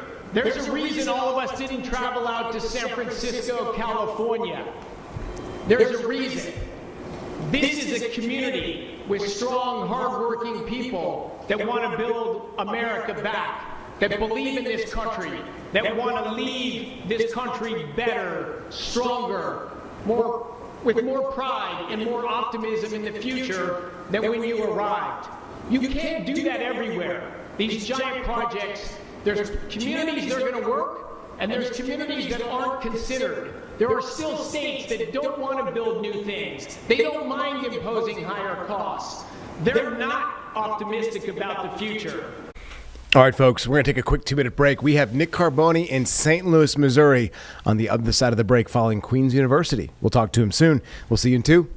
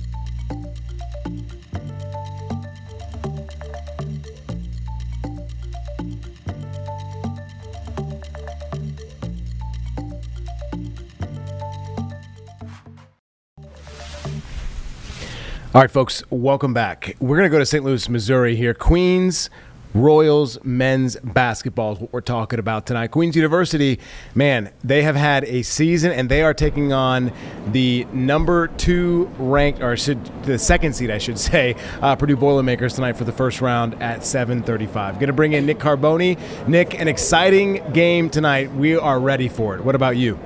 Go Big Blue, baby. Go Big Blue. Well, we're getting a lot of Go Big Blue around here. That's for Kentucky. I don't think it's for the Queens University of Charlotte Royals, which they are trying to put themselves on the map here tonight against Purdue. It's their first ever NCAA tournament appearance. They are the smallest Division I school to ever make the big dance. But Colin, as we've talked about, this is not a basketball program born out of completely nowhere. This is a Division II program that had a lot of success for about 25, 30 years, made the jump 4 years ago. This was their first year of eligibility. They went ahead and won their conference tournament, the A-Sun, to punch their ticket for the very first and hopefully not the last time. And listen, they don't have the size that Purdue has. They don't have some of the star power, especially at the point guard position or the head coaching spot. But one thing they do have is belief. Grant Leonard and his sideline sweaters, we've seen them all year. The best one he's got says believe, a Ted Lasso reference, and that's what they've got tonight. I love that Ted Lasso reference. It's cool to see some of these schools, right, who make it to March. Obviously, we know about Queens, but there's a lot. I mean, Wright State is playing right now, holding their own against Virginia. This is what March Madness is all about. Talk about some of the big storylines, I guess, you're watching and waiting for tonight. Well, listen, I mean, Siena took Duke to about 4.5 minutes yesterday. Right. We thought that could be the next 16-1 upset. And afterwards, Coach John Shire was asked, are you concerned going forward? And he said, no. This is the tournament. This is what happens when teams play together and they know what they want to do and they know how to exploit your weaknesses. In Duke's case, 2 starters out of the lineup. In a 40-minute game, just one game, not a 7-game playoff series, it can happen. And so it can happen tonight for Queens against Purdue. They're going to have to rebound. They're going to have to score in droves. That they can do. We've seen them put up 50 to 60-point halves before. They're going to have to rely on some luck from Buddy the Street Dog, their unofficial team mascot, the porcelain German Shepherd who they brought here to St. Louis with them. And it's a great story. They want it to continue. They want it to continue through the weekend here in St. Louis, but going to have to beat the Big Ten champs to do that here tonight. That's what I was going to say. I mean, they've got some pretty heavy hitters, not just on the starting 5 for Purdue, but on the bench as well. And I was going to ask you, I mean, we saw, I can't remember the team yesterday, they played 5 of their starters pretty much the entire game. It was Siena. Do you expect something like that tonight, or are they going to have to go to the bench at some point, Queens University? Well, Queens has they don't have one guy that does all their scoring. They spread it out. They really spread it out throughout that starting lineup. It's been the same 5 basically all year long, and it's led by guys like Chris Ashby, Nasir Mann, Yoav Berman, Avante Parker. That's going to be their core group, and they're going to try to get the scoring started early and often. They shoot 47% of their attempts are from 3. Sometimes when they hit them, like they hit them in the ASUN tournament final, Chris Ashby had 10 of them. That's when they're really dangerous. So they're going to need to play together. They're going to need to hit those 3-point attempts, and they're going to need to somehow, some way, out-rebound the Boilermakers. All right, some interesting stuff. Obviously, we saw High Point knock off the Badgers yesterday. What a win for them in that school. Some crazy. Are you getting heckled? Yeah. No, this is just March Madness, man. This is what happens when you're outside live. So fans are loving it. This is the best time of year. High Point, I mean, those of us locally knew how dangerous they could be in this setting. What a finish. I'll give you a tidbit there. The guy who scored the game-winning bucket for High Point yesterday with 11 seconds left, it was a transition layup. I mean, he basically finger-rolled it in. He had not hit a 2-point basket all season, Colin. He's a 3-point specialist. He was hitting them from the logo, but that was his first 2 of the year. That's crazy. March. The game we saw here between Kentucky and Santa Clara. Yep. I mean, Kentucky scores to tie it. Santa Clara hits a 3 with 9 seconds to go. Kentucky comes back down the court, hits a long-range 3 to send it to overtime and wins from there. So anything can happen. The most amazing things happen this time of year. Queens just hoping it happens to them here tonight. Absolutely. We'll be waiting and watching along with you. Nick Carboni reporting live from St. Louis, Missouri. Nick, you got it. We'll be awaiting for some live reports tonight at 5 and 6 as well. We'll see you tonight, man. And hopefully a long weekend. See you, Colin. Yeah, buddy. You too. All right, man. Get some good eats. We're going to take a quick 2-minute break, guys. We'll be back right after this.